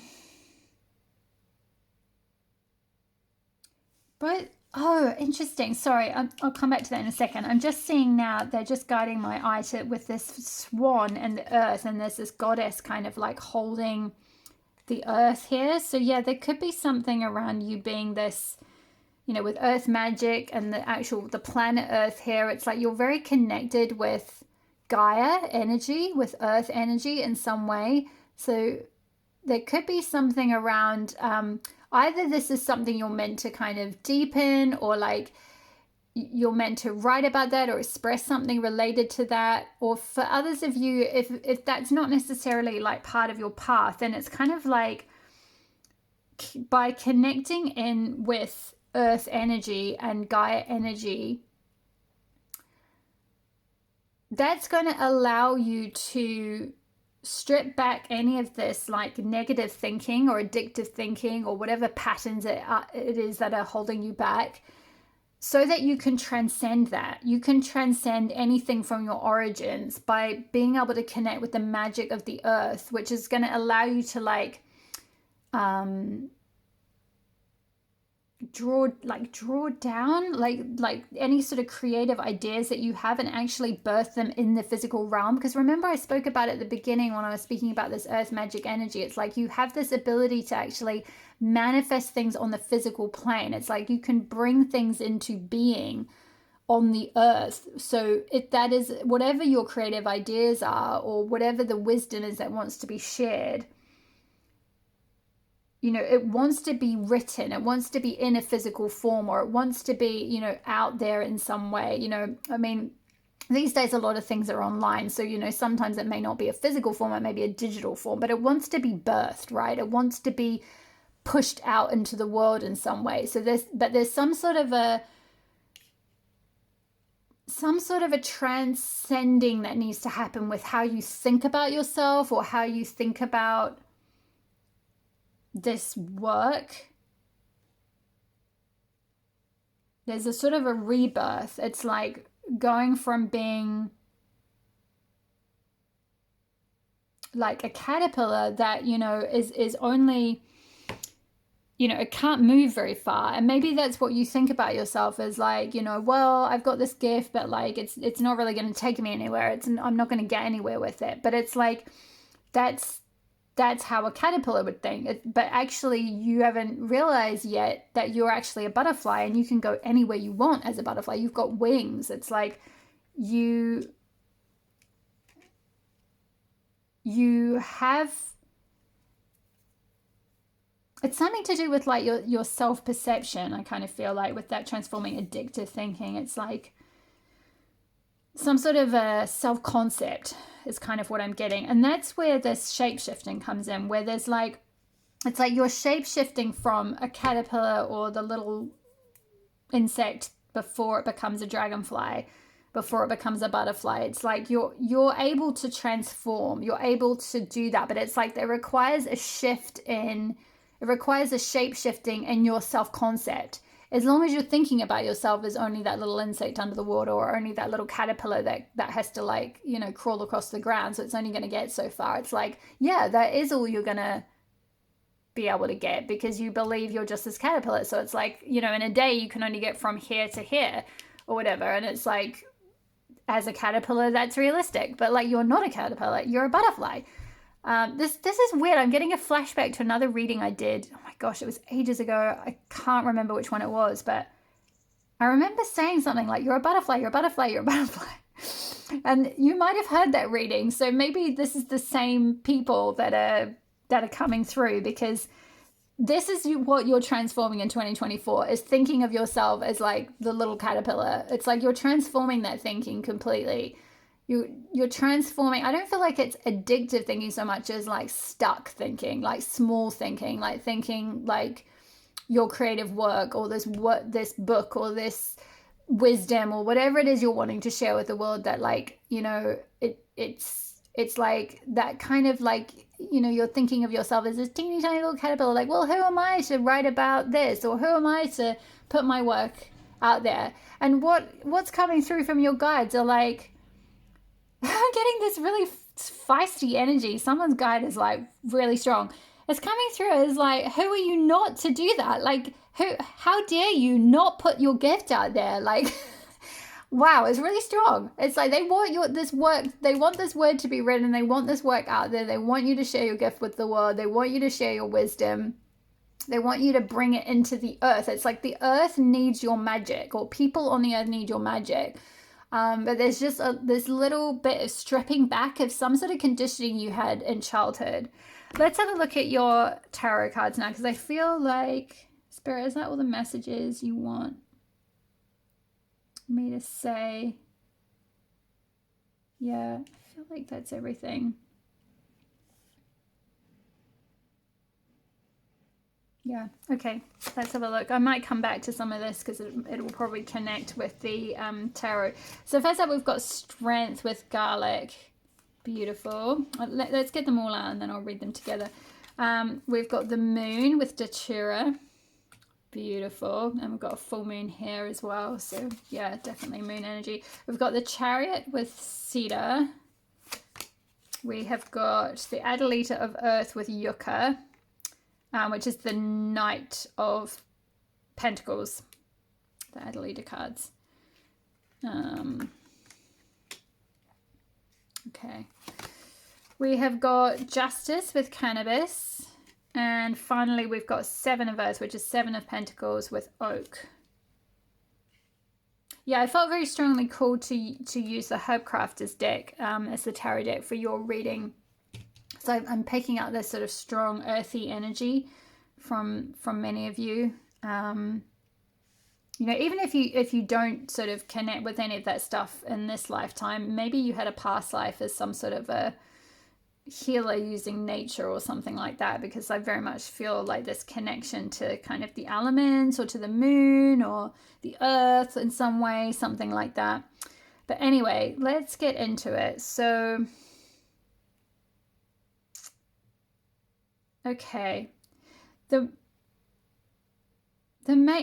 first of all, I'm just noticing you've got 4 major arcana cards, which in a spread of only, what have you got, 6 cards, 4 out of 6 cards, that is major energy. So this rebirth you're going through in this next year is a very transformative, very important year. It's a very like big year in your overarching life journey, because major arcana cards are kind of pretty big events, or they're often like once in a lifetime things. So I kind of feel like how things are going to evolve for you over the next year is pretty massive. There's like very big themes that you're dealing with. You're very much, I feel like you're coming into your own is kind of what I'm getting. It's like you're you're doing that piece with the moon of like understanding yourself, like going into the depths of your emotions. You know, we've got this like figure diving here with the wisdom. It's like but I feel like, to be honest, most of you have kind of already done this. But there might just be this final piece of like doing this final sort of deep dive to rebirth and like bring up some wisdom from the deep. You know, the moon can speak of like things that we're not necessarily aware of coming to our attention. Like it's all about illumination, like bringing things into our awareness, particularly things related to like our emotional selves. But it's this very, compared with some other moon cards, it's a very beautiful moon card. It's just got this datura flower and it's like early stages as it's just starting to open.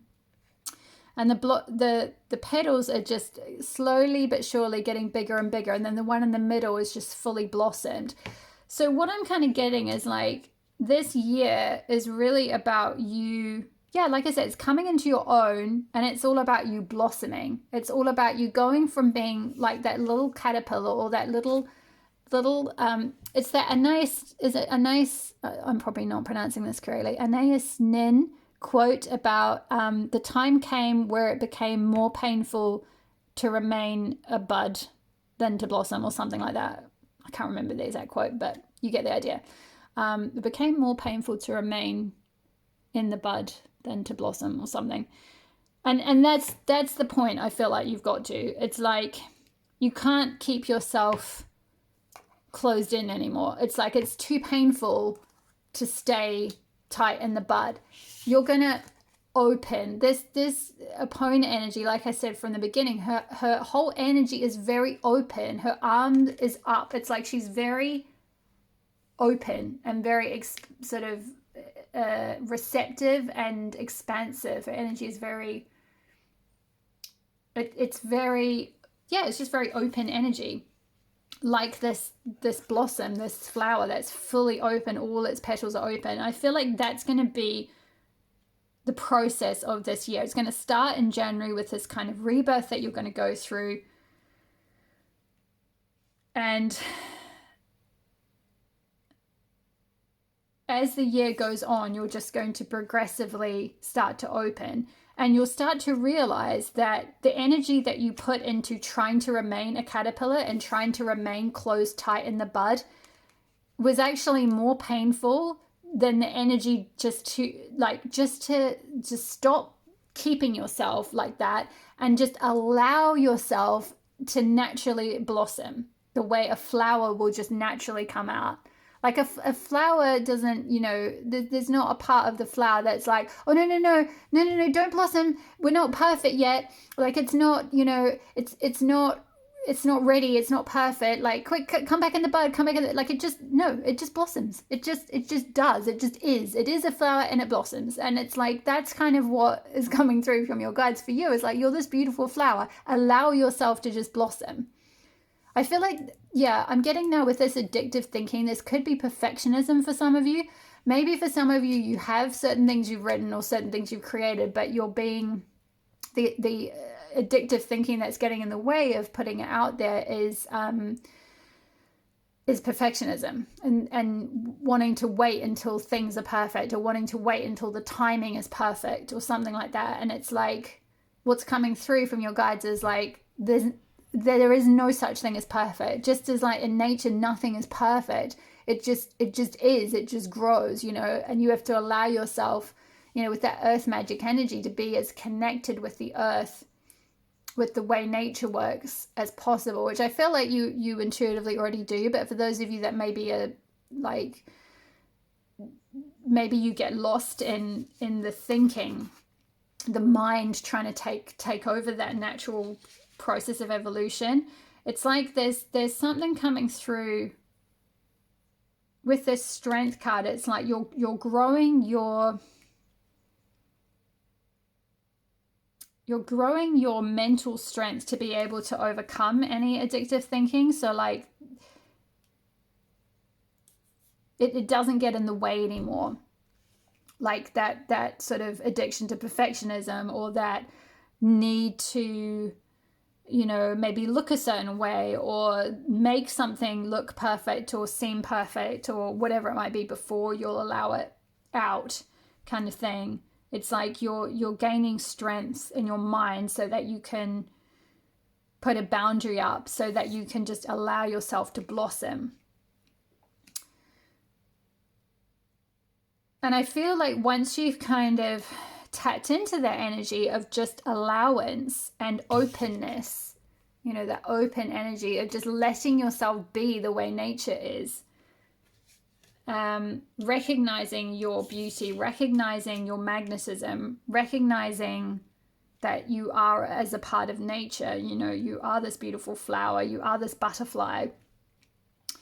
That will allow, with this Chariot energy, you know, the Chariot is about like harnessing your strength, harnessing both your yin and yang sides, and being able to steer your life towards, like, you know, what you want to create.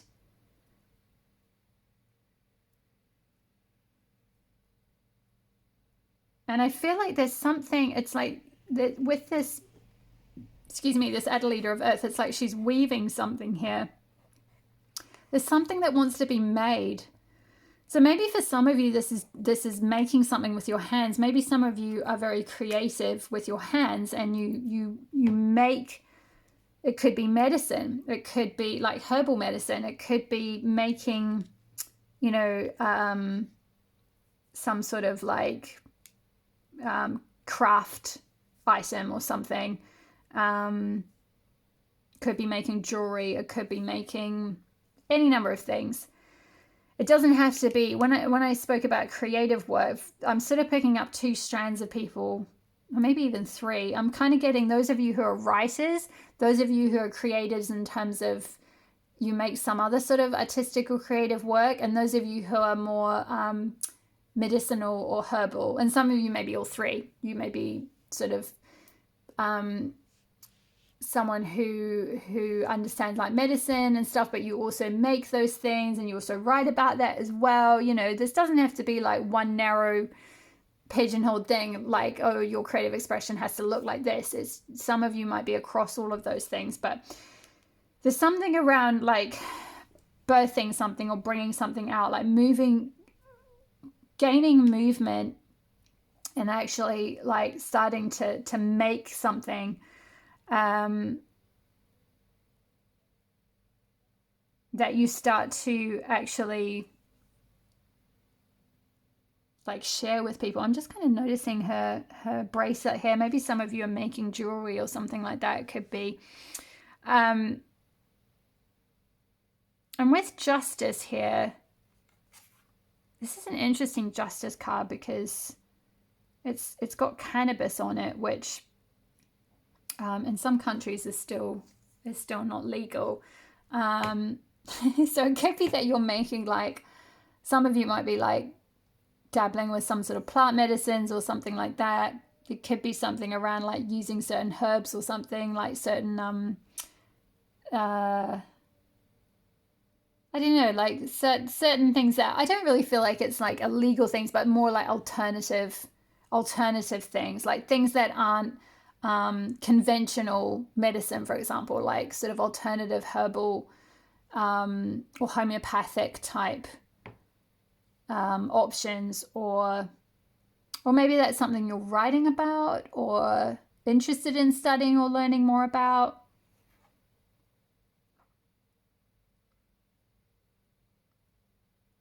Maybe it's making like skincare. I'm kind of seeing with the little bottles there. It'll be different for all of you, but there's something around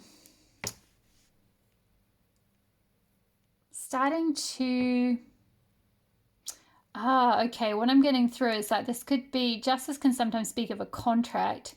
So this could be like actually getting to a point where you're making your work and then you're actually receiving some sort of a contract, or you're signing a contract around being able to sell that. So maybe someone's like commissioning you for it, or like, you know, you're signing up to sell it on like eBay or Etsy or something like that. Or you're, you know, if in the case of creative like written work or something, it's like you're getting a freelance contract, or you're getting like a a contract with a publishing company or something, but it's like something around where you get to a point with this Knight of Pentacles of actually taking action on this blossoming. And as these creative ideas start to come through, you get to a point where you can actually move forward with this and actually start taking action and bring it to market, or like sign some sort of contract or something with someone to like put it out there in the world.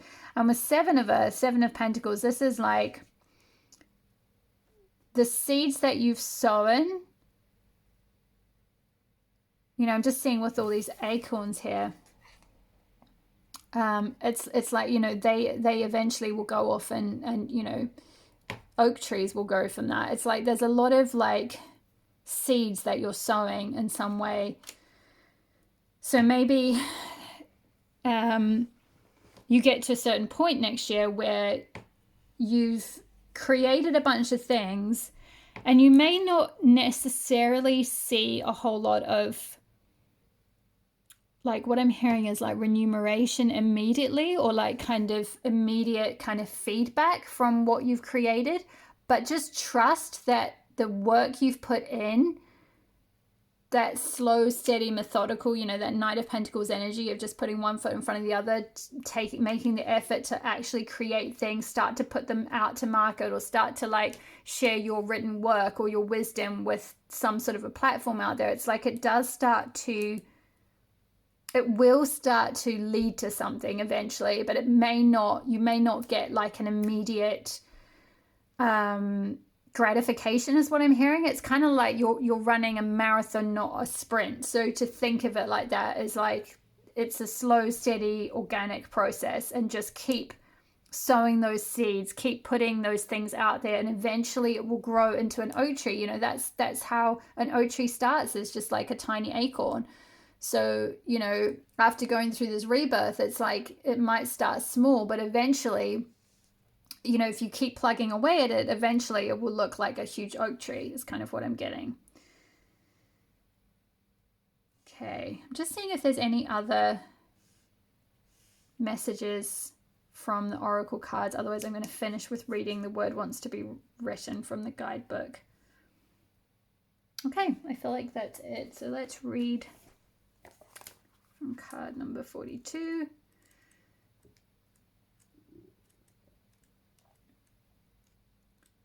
Here we go.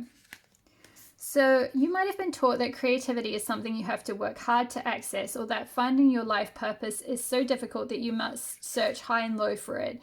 Yet what you are is within you and wants to come out at every available opportunity.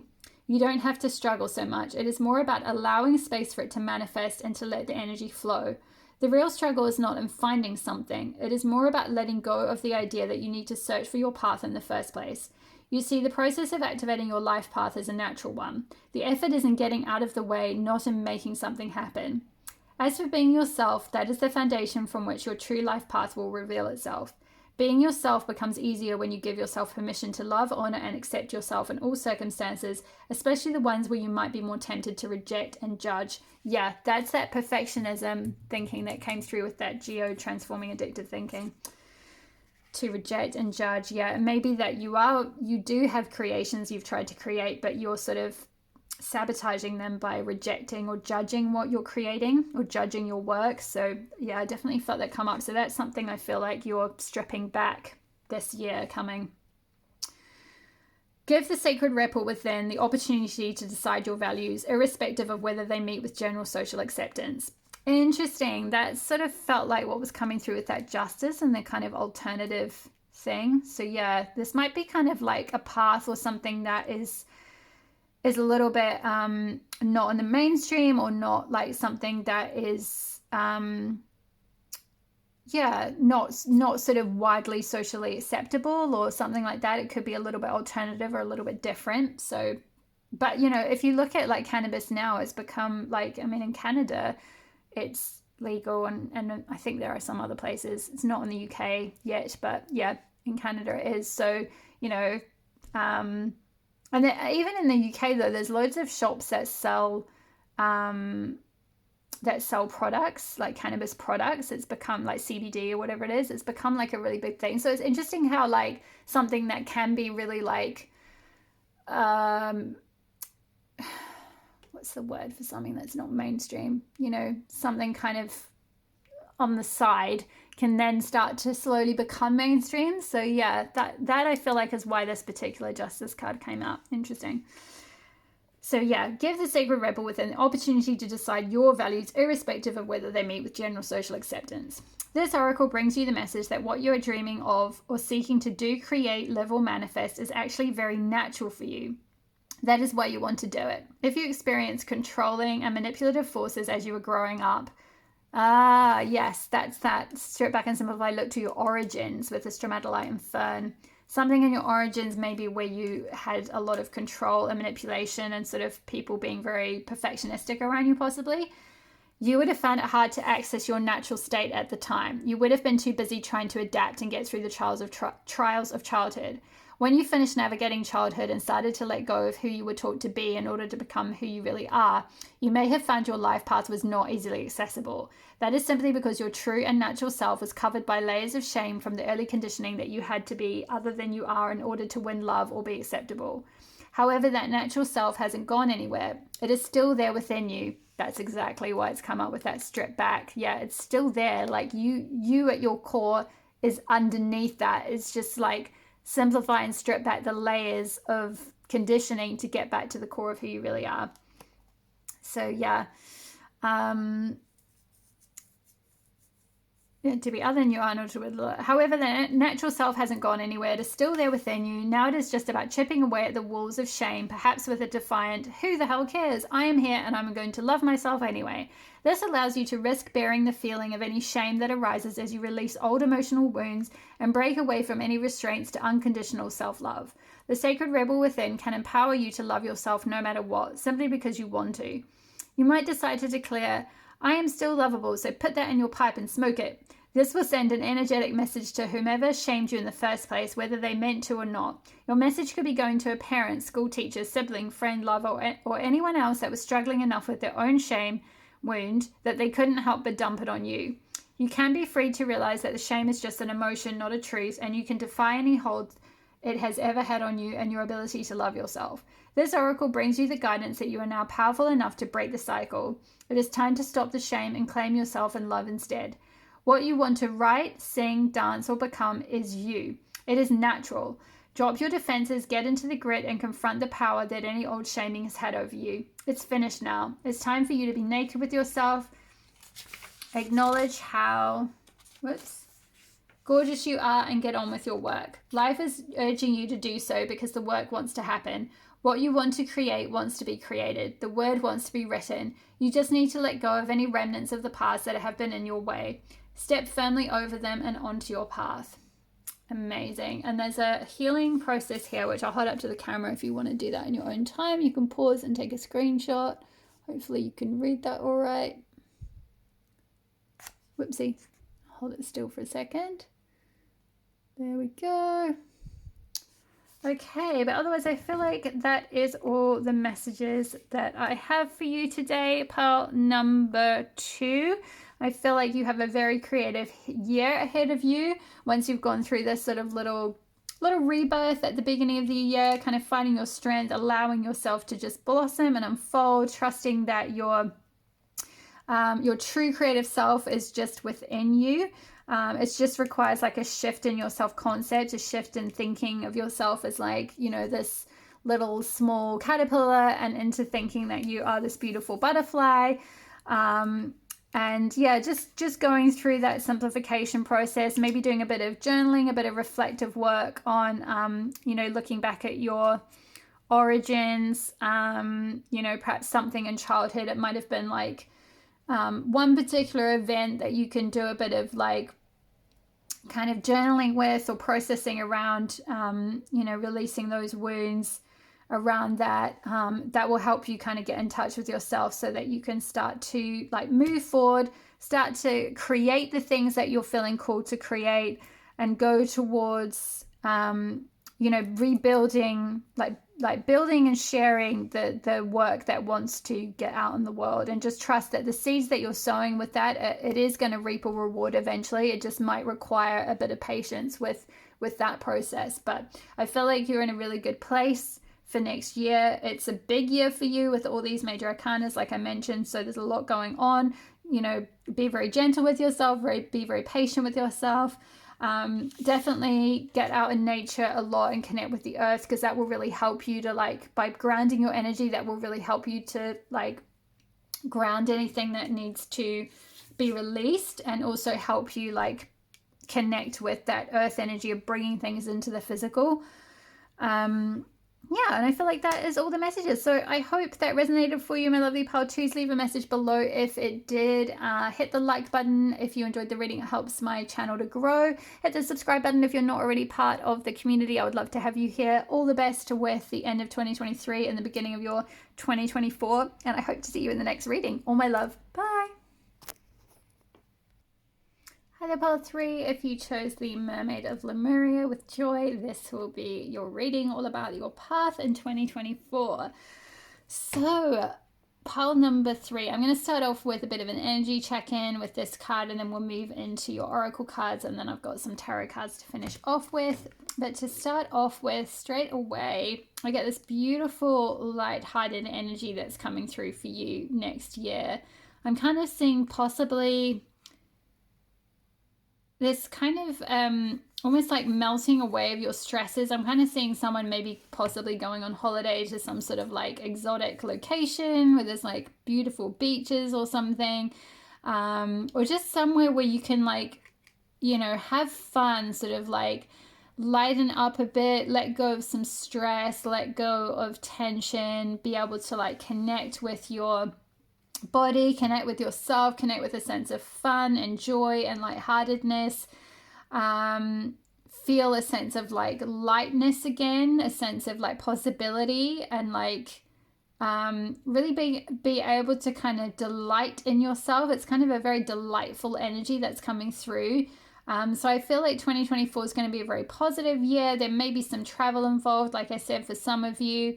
Or even if it's not traveling like physically, maybe some of you are like connecting more with, like, you know, doing astral travel or guided meditations where you're connecting in with like ancient light civilizations like Lemuria or something like that, or connecting more with like your star family if you identify as like a starseed or something. But there's something around kind of like being able to find more like a very sort of like Lemurian energy was very like, they had this very pure connection to the divine. So it was almost like, you know, there wasn't sort of anything getting in the way of that. It's like they were able to just like be in this very like light and positive, very free sort of energy. So that there's kind of something around you being able to get to a stage where you're able to like heal your light body, is what I'm hearing, like your sort of energy body. It's like there's a lightening that's going to happen in 2024. It's like lightening the load. So that, you know, may look different for all of you because it'll depend on what you've all been dealing with over this past year. You know, for some of you, this could be just like, you know, you've sort of been slogging your guts out with work or something like that. It's been quite heavy energy. For others of you, that you might have had a lot of worry around something. You might have felt very stressed about something, or just had a lot of like kind of heavy energy in your light body. It's like your light body is being kind of upgraded, is sort of what I'm getting. It's like there's a lightening happening, like a lightening to your energy field. It could be that, yeah, being somewhere out in nature, like near water, could be very healing for you this year. It could be a good way, especially if you're like a water sign or you are sort of a water baby, you just really love water. Getting out into like the ocean, going swimming or something like that could be very like cleansing and very healing and help you connect with like, you know, your kind of your light body sort of thing. But I just feel like anything that's going to help you to connect with an inner sense of joy and feel a little bit more lighthearted and feel more positive about things generally, being in the present moment, just, yeah, feeling really good about yourself, feeling good in your body, that kind of thing. That's the sort of energy I'm seeing. But let's have a look at your other cards to see what other things might be coming through for your 2024. We'll come back to your tarot in a moment. Okay, so I'll just pull out all the cards and then we'll look at the messages all together. So we've got card number 15 with Freya, Lady of Love and War, Self-Love. Beautiful. It's a good start to the year. We've got Patience. We've got Lava Stone and Red Hot Poker. My body is a safe space. Transmuting, breaking down barriers and realizations. Okay. We have got Bob and Sana with Trust. Okay. We've got Owl with Wisdom Keeper. We've got Pink Honeymoon with Soothing. Oh, I can't read that. What does that say? Oh, Soothing Hurt and Inflammation. Soothing. Okay. And finally, we've got Against the Grain. Alrighty. Interesting. Okay. So, where to start? Let's see. I'm just being really drawn to this, like, compass clock thing that's, like, melting here. I'm kind of feeling like there's a sense of, like, structure or rigidity or something, like, you know, a sort of a, yeah, strictness around time or something like that that's kind of melting away. It's like with this joy energy, you know, as I spoke about with Mermaid of Lemuria, it's about kind of getting into the present moment and enjoying the moment and feeling lighthearted and connected to the present moment allows you to feel joy. If you're not sort of stuck in, like, you know, regrets or worries about the past or whatever, or fears about the future, then you can be in the present moment, and so you can find more joy that way. There's something around as well, I did speak of with the Mermaid of Lemuria, like enjoying your body, like feeling healthier and happier in your body, feeling comfortable in your own skin, feeling good in your own skin, feeling good, you know, like this figure's kind of doing like a little pose, like as if it's like a little social media photo. So maybe for some of you that's been something that has been a bit of a struggle, as I'm kind of seeing here with self-love, my body is a safe space. There might have been some struggles around feeling safe and good in your body, feeling like, yeah, like really comfortable in who you are, or comfortable as an embodied being. And this could be because I'm kind of getting now that this could be because you may be a very old soul, and you may have been part of some sort of ancient civilization like Lemuria or something like that, or some star system, and you may find it very difficult to be embodied on the earth. You may very much struggle with your body or feeling safe in your body. This could be because of something that may have happened in childhood. So maybe you went through some very difficult things in childhood, or you just struggled with like self-love, like you struggled to like accept your body or feel good in your body or good in your skin. Maybe you just struggled with a lot of judgment. Perhaps you had judgment from other people, or this just could even be from within, like a lot of sort of self-loathing, like body hatred or something like that. This may not be for all of you, but I feel like if it's not kind of specifically related to your body, there's just something around like self-love and kind of enjoying yourself, enjoying your human experience, enjoying being on the earth, enjoying sensual pleasures, you know, finding ways to practice self-love, finding ways to be in the present moment, finding ways to feel safe in your body, in your skin, on this earth. Whether that's because, you know, maybe there was something that happened that might have made you feel unsafe, or whether just more generally, you know, maybe as an empath or as a very sensitive person or a starseed or something like that, you just generally don't kind of feel safe in certain environments on the earth. But I feel like 2024 is going to be about you. It's sort of, there's this energy where things are going to get lighter and easier for you. So if you've been struggling with things regard to that, if you've been struggling with something with regard to like not feeling safe, not feeling at home here, not feeling at home in your body, struggling to have a body, maybe even struggling with self-care, like maybe struggling to like look after yourself in your kind of, you know, human vehicle, which, you know, that's, I mean, look at how many people have illnesses, right? Like that is not even for people who aren't starseeds, a lot of people struggle with their bodies. It's just, you know, bodies are difficult, you know, there's a lot of things that can go wrong. There's a lot of health things. Maybe some of you, part of the struggle of this past year has been health things, you know, because we've got with Pink Honeymoon, it says soothing hurt and inflammation. So maybe some of you struggle with your body, not so much in terms of like aesthetically, like loathing your body on an aesthetic level, but maybe it's more like struggling with an illness or something, or struggling with a certain disability, or struggling with like inflammation. Maybe some of you have like I'm kind of hearing like arthritis or something along those lines, which could be where the water element is coming in. Like I've got two cards here where, you know, there's figures swimming, so maybe connecting with water, maybe starting to go swimming again. Could be, I don't know why I said again, maybe some of you used to swim. That just came out, I just sort of channeled that through. So I kind of made a big assumption there that some of you like to swim. For some of you this could be new. For some of you maybe this is taking up swimming again because you used to do it as a hobby, or it was something you enjoyed. But there's a lot more generally around whatever your struggles were, whether it was physical health, where it was, you know, lack of self-love for yourself, you know, whether it was emotional issues or just stress, or, you know, whatever it might be. I shouldn't say just stress. I don't mean it as like just stress, like, oh, that's the least of your worries, you would just stress, get over it. No, I don't mean that. I just mean like, you know, whichever sort of struggle you were going through, this year 2024 is going to be a lot easier.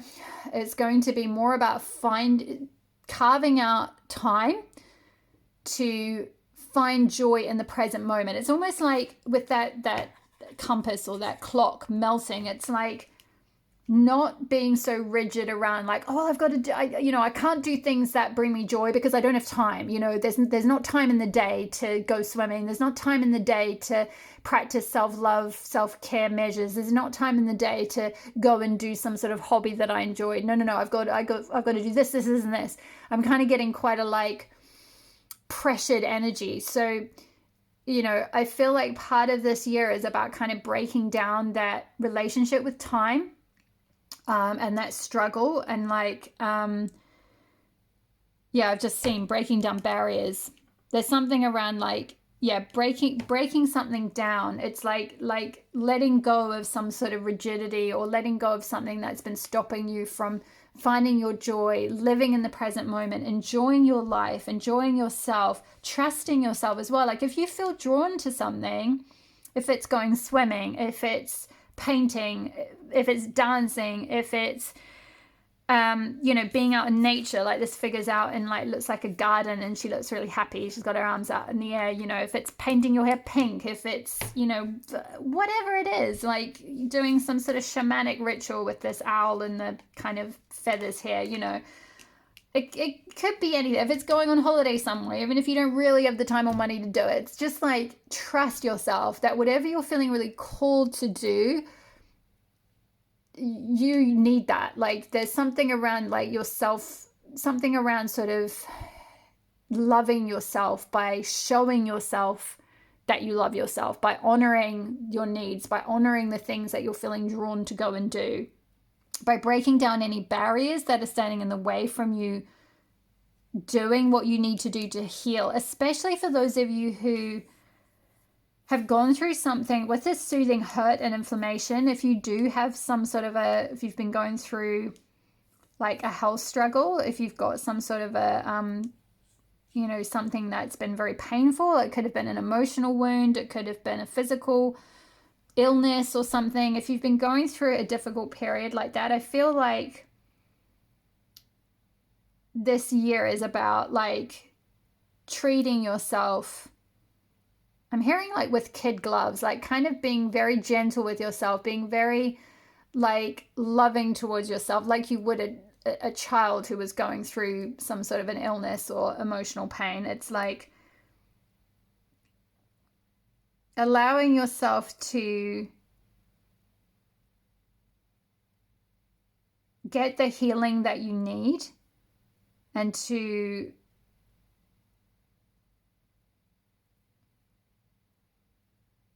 show yourself the love that you may not have had, or like show yourself the care that you may not have had.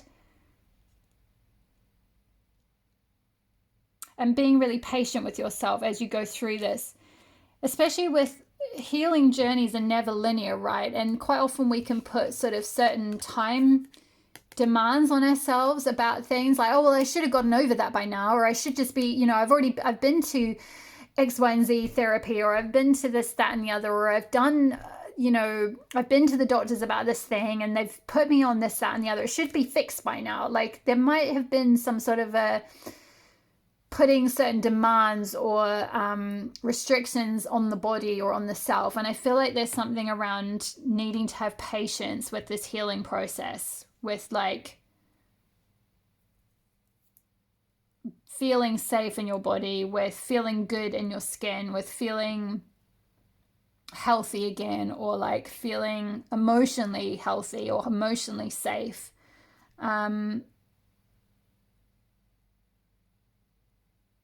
And I feel like as well with this against the grain,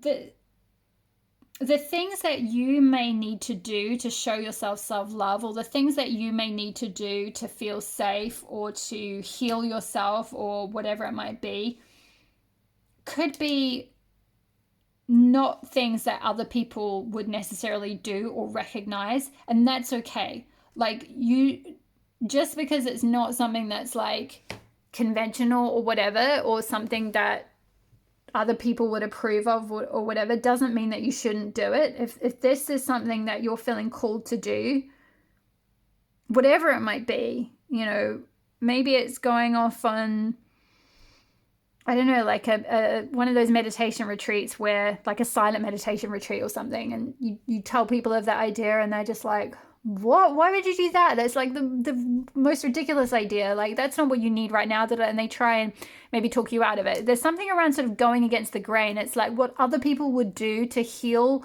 whatever it is that you are working with, or whatever struggle or stress or strain or physical illness or, you know, emotional wound that you're dealing with.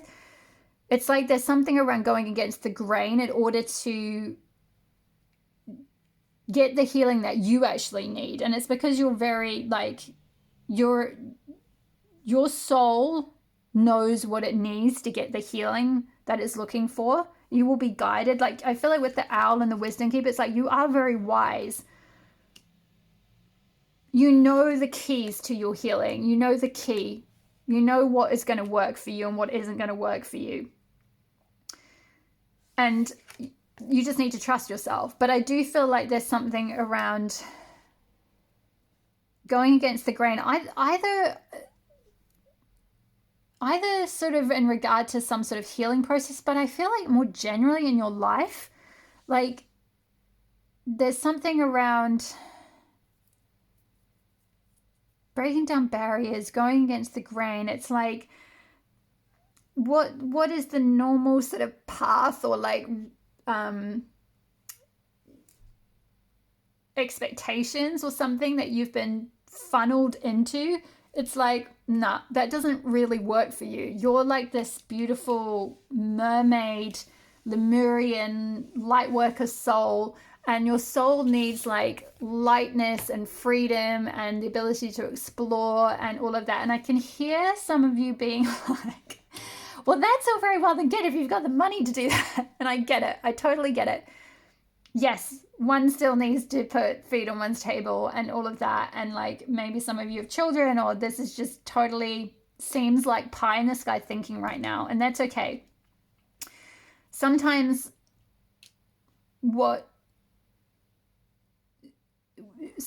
showing yourself self-love, it's not necessarily doing some huge big demonstration of like, you know, sort of just leaving everything behind and going off on a Thelma and Louise style, you know, kind of thing. Sometimes it's just little daily rituals that show yourself self-love. It's just saying, hey, what did I used to love to do? I used to love to swim. I'm going to start carving out the time once a week to go swimming, or I'm going to carve out the time to, like, you know, go down to the sea on the weekend or something, you know, if it is related to water or swimming or something. For others of you, this could be like dancing or painting or, you know, getting out in nature, or whatever it might be. Trust yourself that whatever you're feeling called towards, it's like taking the steps to honor that and go towards that, to go towards the it's like there's a current that is calling you, that's like the opposite to where all the other fish swim. It's like you're meant to go with that current that is calling you.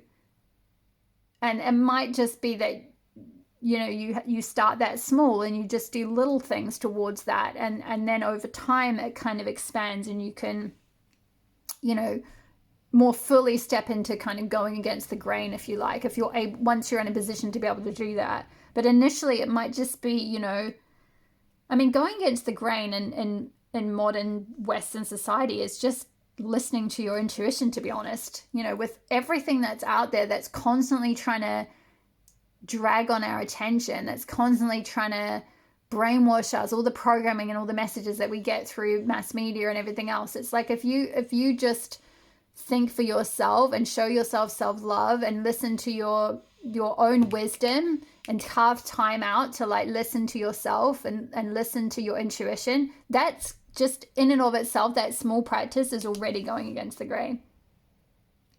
You know, sorry if you can hear that noise outside. There's some kind of machine thing. Anyway, let's get into your tarot. Did I start with this card? Yes. So we've got Seven of Pentacles to begin with. Yeah, this is patience. This is like something that, some sort of seed you've planted. It's like maybe not ready to harvest yet.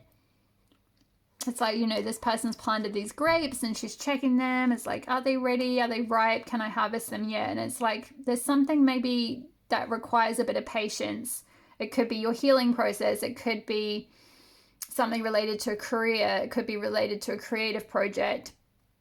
Could be related to like maybe getting enough money together to go traveling or go on holiday or something like that. Whatever it is, it's like, just trust that you've done everything you can. And it's just like a timing thing. It's just like a divine timing thing. Something's gonna, you know, you just have to, it gets to a certain point where like you can't rush the grapes. You just have to wait until they're ripe. And that's like nature just takes time to ripen certain things. So the beginning of the year may start out a little bit like needing to be patient with yourself, be patient with your healing process, be patient with if there's something you're trying to manifest, and just trust in the universe. Trust that it will come when the timing is right. Let's get all your cards out and read them all together. So we've got Seven of Pentacles, we've got the Star, beautiful. I feel like the healing, you know, the Star card can speak about destiny, but it can also speak about healing. You know, it's that healing that comes down from the divine, flows down through the waters. And again, we've got water, like with the Mermaid card and this card here. So there's something around like water being quite healing, which actually came up for, I think it was pile 2. So there may be some messages in pile 2 for you as well. But yeah, there's something around some healing. So if you've been patiently needing to wait, it's like the divine is going to send something that will help heal you.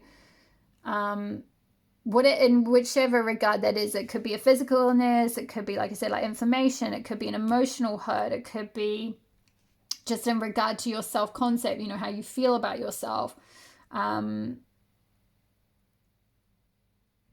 Whatever it might be, there's some sort of a healing, some sort of a divine healing or spiritual healing that's coming to you. And just kind of seeing these like pastel blue pink and greeny colors look quite similar to this like pastel colors on this Lemuria card as well. So it's like very like beautiful spiritual energy that's coming down. Let's see. Okay, we've got Ace of Swords.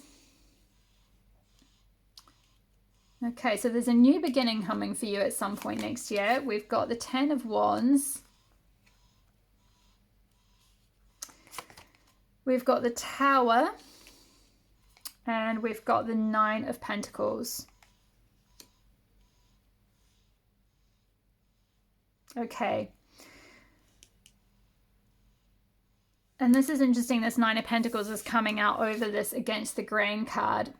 There's something that you're maybe going to step into by the end of next year where you're getting to a point where you can be like independent and live the way you want to, live a more like an easier life, live a more relaxed lifestyle, like a life where it's not just like working to live. It's like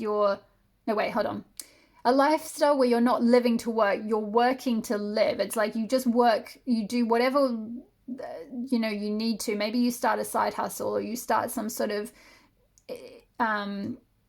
income stream that comes in, and pays you for something while you're sleeping. Like maybe you put a course out there or something like that. You monetize something that you put out, and then it comes in and it gives you a certain lifestyle. Or maybe you're just like changing your job or something, and you're earning better money that allows you to go on holiday more or something like that. It's like there's some sort of a change happening with the Tower card, some sort of a transformation that gets to a point where you can actually have joy in your life and have like time off and time out and time to rest and relax and like read your book if you want to, or like go on holiday or have a glass of wine in the day or something like that. It's like you end up doing something that is kind of against the grain, where you're not necessarily doing perhaps a normal like say 9-to-5 job or a normal like career path, or earning income in a normal way where you're exchanging time for money, which I feel like is this 10 of Wands, where it's been like a bit of a slog. It's like there's been a lot of burdens. This is kind of the energy. It's weird this came out in the middle. I almost feel like this card is here because it's like this is the energy you're sort of ending 2023 on, is this 10 of Wands energy of like so much burden that you're shouldering, that you're trying to carry, so much stress and like heaviness. But I feel like the reason that's kind of coming up here is because it's flanked by the Ace of Swords, which is a new beginning where you're cutting through something. It's like you're cutting something away. You're getting clear. You're getting clarity on what you need to cut away, on what new beginning you really, really want. And with this Tower card, this can be to do with sudden unexpected change, but this is a very interesting Tower card because normally like in the Rider-Waite Tower, it's like dark and there's this big tower with like lightning striking it, and there's people like left, right and center falling out of the tower, and it's very dramatic and very like intense and scary and horrible. But this Tower card with Everyday Witch, and this is no coincidence that this is the deck that was chosen for this reading, this figure is smirking, and it looks a bit like hopefully you can see that all right. It looks a bit like she might have had something to do with this tower coming down. She's got her wand here behind her back, and she's kind of standing there like with a bit of a smirk on her face. And it's like the tower's fallen down, the tower representing like some sort of a foundation that you had built in your life, something that you'd built up, something you'd invested in, some sort of a, it can be representative of an institution, it can be representative of a workplace or something like that. And there's this energy of like, it's kind of like I'm hearing, is it Urkel? Did I do that? Like, it's like I'm kind of hearing like burn the bridges. Like maybe you just decide enough is enough. I'm done with the stress. I'm done with the burnout. I'm done with the workaholism or the, shouldering all these burdens for whatever it is, your job, your some project, some sort of an undertaking, and you're like, nah, I'm not doing that anymore. I'm leaving. Like you're walking away from it, and it's like the tower's kind of fallen down, this unsteady structure, this thing that's been built on a false foundation is sort of crumbled without you. You're just like, yep, I'm leaving, like of your own accord. I don't feel like this is a tower where the universe is going to come and pull something out from under your feet. I feel like you're choosing to have a tower moment. You're choosing to change something or transform something or end something in a significant way, or like what may look to others as quite, it could seem to other people that it's quite sudden and unexpected. But I feel like you knew with this clarity, with this sword here, it's like you knew what you wanted, you knew what you needed to do, you knew what was coming, you knew you needed to get rid of this 10 of Wands energy of like slogging through your life. And actually I just I watched a film about, I don't know why this is coming through, I think it was last night actually. It was one of those really cheesy Christmas films on Netflix, don't judge me. It was like one of those Hallmark type films. Sometimes late at night when I'm tired, that this is the level that my brain is at. It was called like Mary B&B or something, and it was really cheesy. But in that film, the reason, this is very useful that I watched that, because this is a good example, which they've just shown me a scene from the film, so I have to talk about it now. So the main character played by Jen Lilly, I think her name is, she was a lawyer, and she's like working like 60-hour work weeks or whatever. So, you know, really stressed. You know, her parents had been lawyers, so she was expected to, you know, like I said, with that being funneled into something, like was expected to go down that path. She did law school and everything like that. But when she was on her, what they call bar trip, which is like after they've done their bar exam, they wait to get the results, and she went off traveling for a month. And whilst she was traveling, she had to keep up, you know, she was trying to keep up with all their friends and family and tell them about where she was going. So she started a travel blog, like incidentally, you know, just for fun, to keep people updated. And then she loved doing that. And she came back and she, you know, carried on trying to be a lawyer, and she did a couple of years and got really, really like just, it was drudgery, you know, it was really, really hard work. And she found herself just really, really wanting to actually just be a travel blogger, because she just, you know, loved, every week she would drag herself, like this character here, this example is so perfect because it just feels like it's demonstrating this, drag herself to the office every day, and like by the end of the week she was just hanging out for when she could go traveling. And then eventually after a couple of years she left and started travel blogging full time. Now, I'm not saying that you're necessarily going to do that. Maybe some of you are. Maybe that's what I said about with this Joy and this person. I spoke at the beginning about some of you maybe going traveling.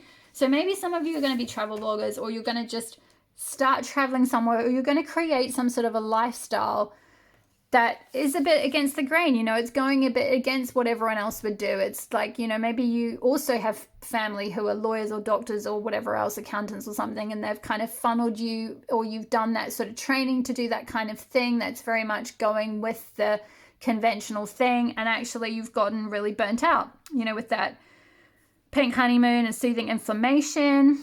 That could be a sign that your body's trying to communicate to you that it's exhausted or like burnt out or something like that, and you're being called to like walk away from something you've built up, where you're just carrying too much burden, because life shouldn't be, she says something to the character about like, oh, what did she say? It was like, I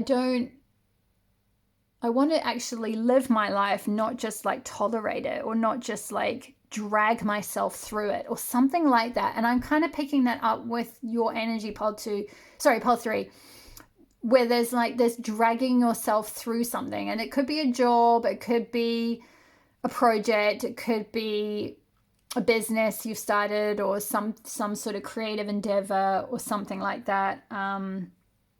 Could even be a relationship, something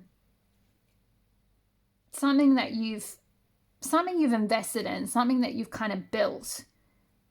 And maybe with that 7 of Pentacles, it's like you've been waiting to see the results of something, or you've been waiting to feel happy, and then actually you haven't, and you're getting clear on why that is and what needs to change. and you're getting to a point where you're going to release this 10 of Wands and make some changes deliberately. Like, you're going to create a Tao moment in your life yourself. It's like you have the reins of that. It's not like, I don't feel like the universe needs to come in and change something for you, because it's like you're getting to the end. It's like the straw that breaks the camel's back. There's something that's going to happen, that you're going to get to the end of your tether with something, and you're going to create the change, so that you can come into this 9 of Pentacles where you can be independent, you can have a lifestyle, you can find time for joy, you can find time for fun, you can find time for traveling if that's something you want to do. You can find time for self-care, for self-love, for like healing, relaxing, just enjoying life. Like, you know, maybe some of you are going to be doing something related to traveling, or some sort of work that allows you to travel or allows you some sort of a lifestyle. There's something around like going against the grain, like leaving something perhaps that's like conventional behind, or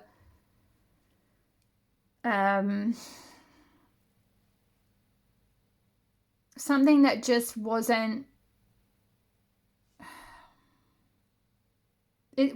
allowing you to like be who you really are, is kind of what I'm getting. It's like this Ace of Swords, she's wearing a lot of blue, and blue is linked with the throat chakra, which is all about your truth and standing in your truth, expressing your true self, being able to express your true self. And it's like she's cutting through all this noise, all these like birds, all these other things that are trying to like maybe shape her or something. And she's like, no, be gone. This is me. This is who I am. This is what I want to do. This is where I'm going.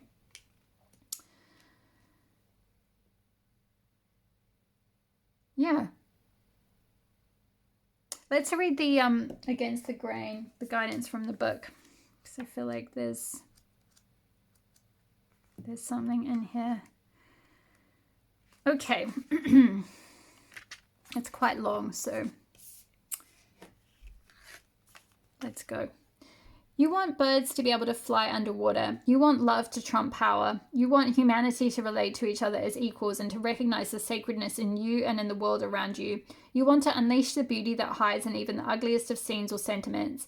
You want to make possible what others say cannot be. You are a radical dreamer, a sacred rebel, and you bring the light of a more positive future to this world. However, this can have its burdens. Deep within, you may feel that you don't really fit in with the rest of the world. Perhaps your sense of how things can be and how they really are is so different to the smaller minds or more fearful hearts of many others that you are really received for all that you offer.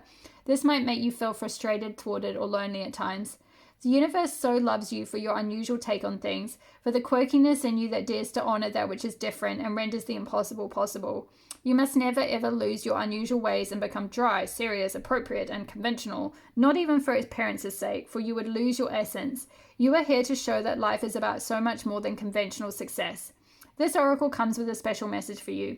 You are someone who lives and breathes in the depths of creative waters. You need to lose yourself to the flow of music, nature, dreams, imagination, and fantasy through art and literature, meditation, dance, and essential surrender to the sacred waters of the ocean, the river, the lake, or the bathtub.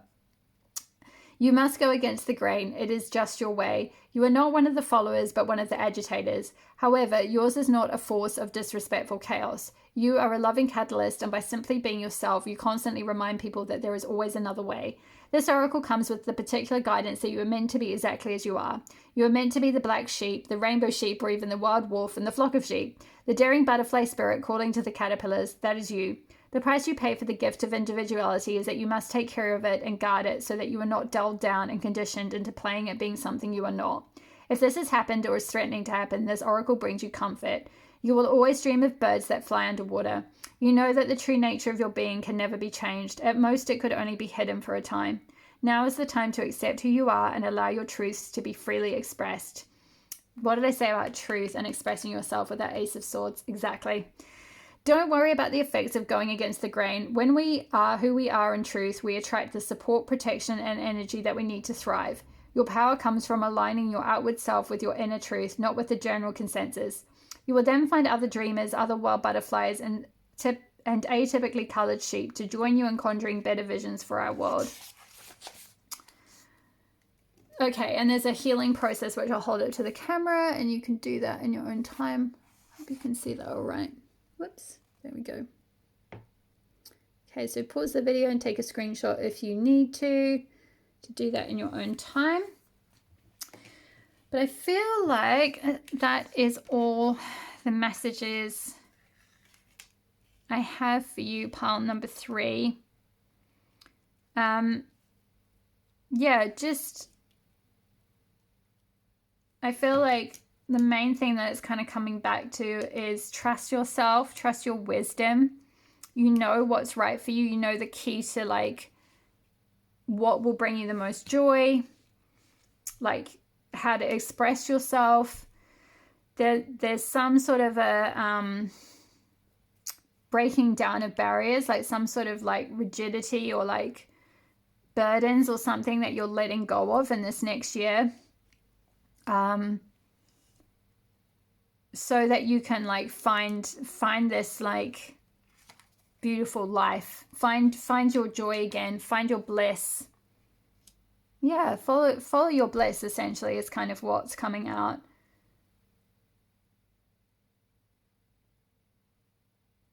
I feel like there's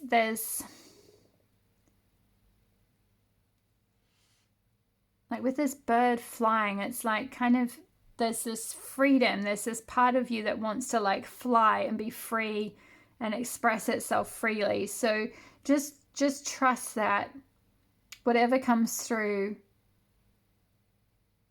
whatever you feel compelled to do or wherever you feel compelled to go, there's a reason for that, and to trust that. But I feel like you have a very beautiful year ahead of you.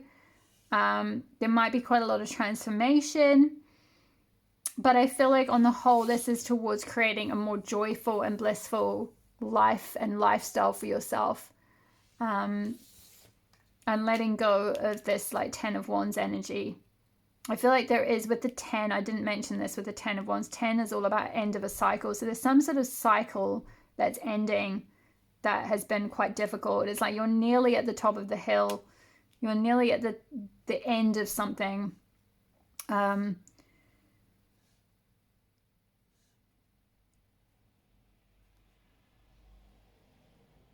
Yeah, and I feel like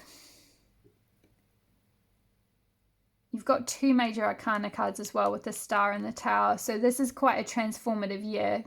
It's quite a significant year for you, because major arcana cards can often be like once in a lifetime things or very significant parts of your life journey. So how you navigate this next year could be very life-changing for you, I feel like. Wow, beautiful energy. I'm excited for you, pile number 3. You'll have to comment below if you feel comfortable sharing how this might have resonated for you. I really hope it did. Hit the like button if you enjoyed the reading. It helps my channel to grow.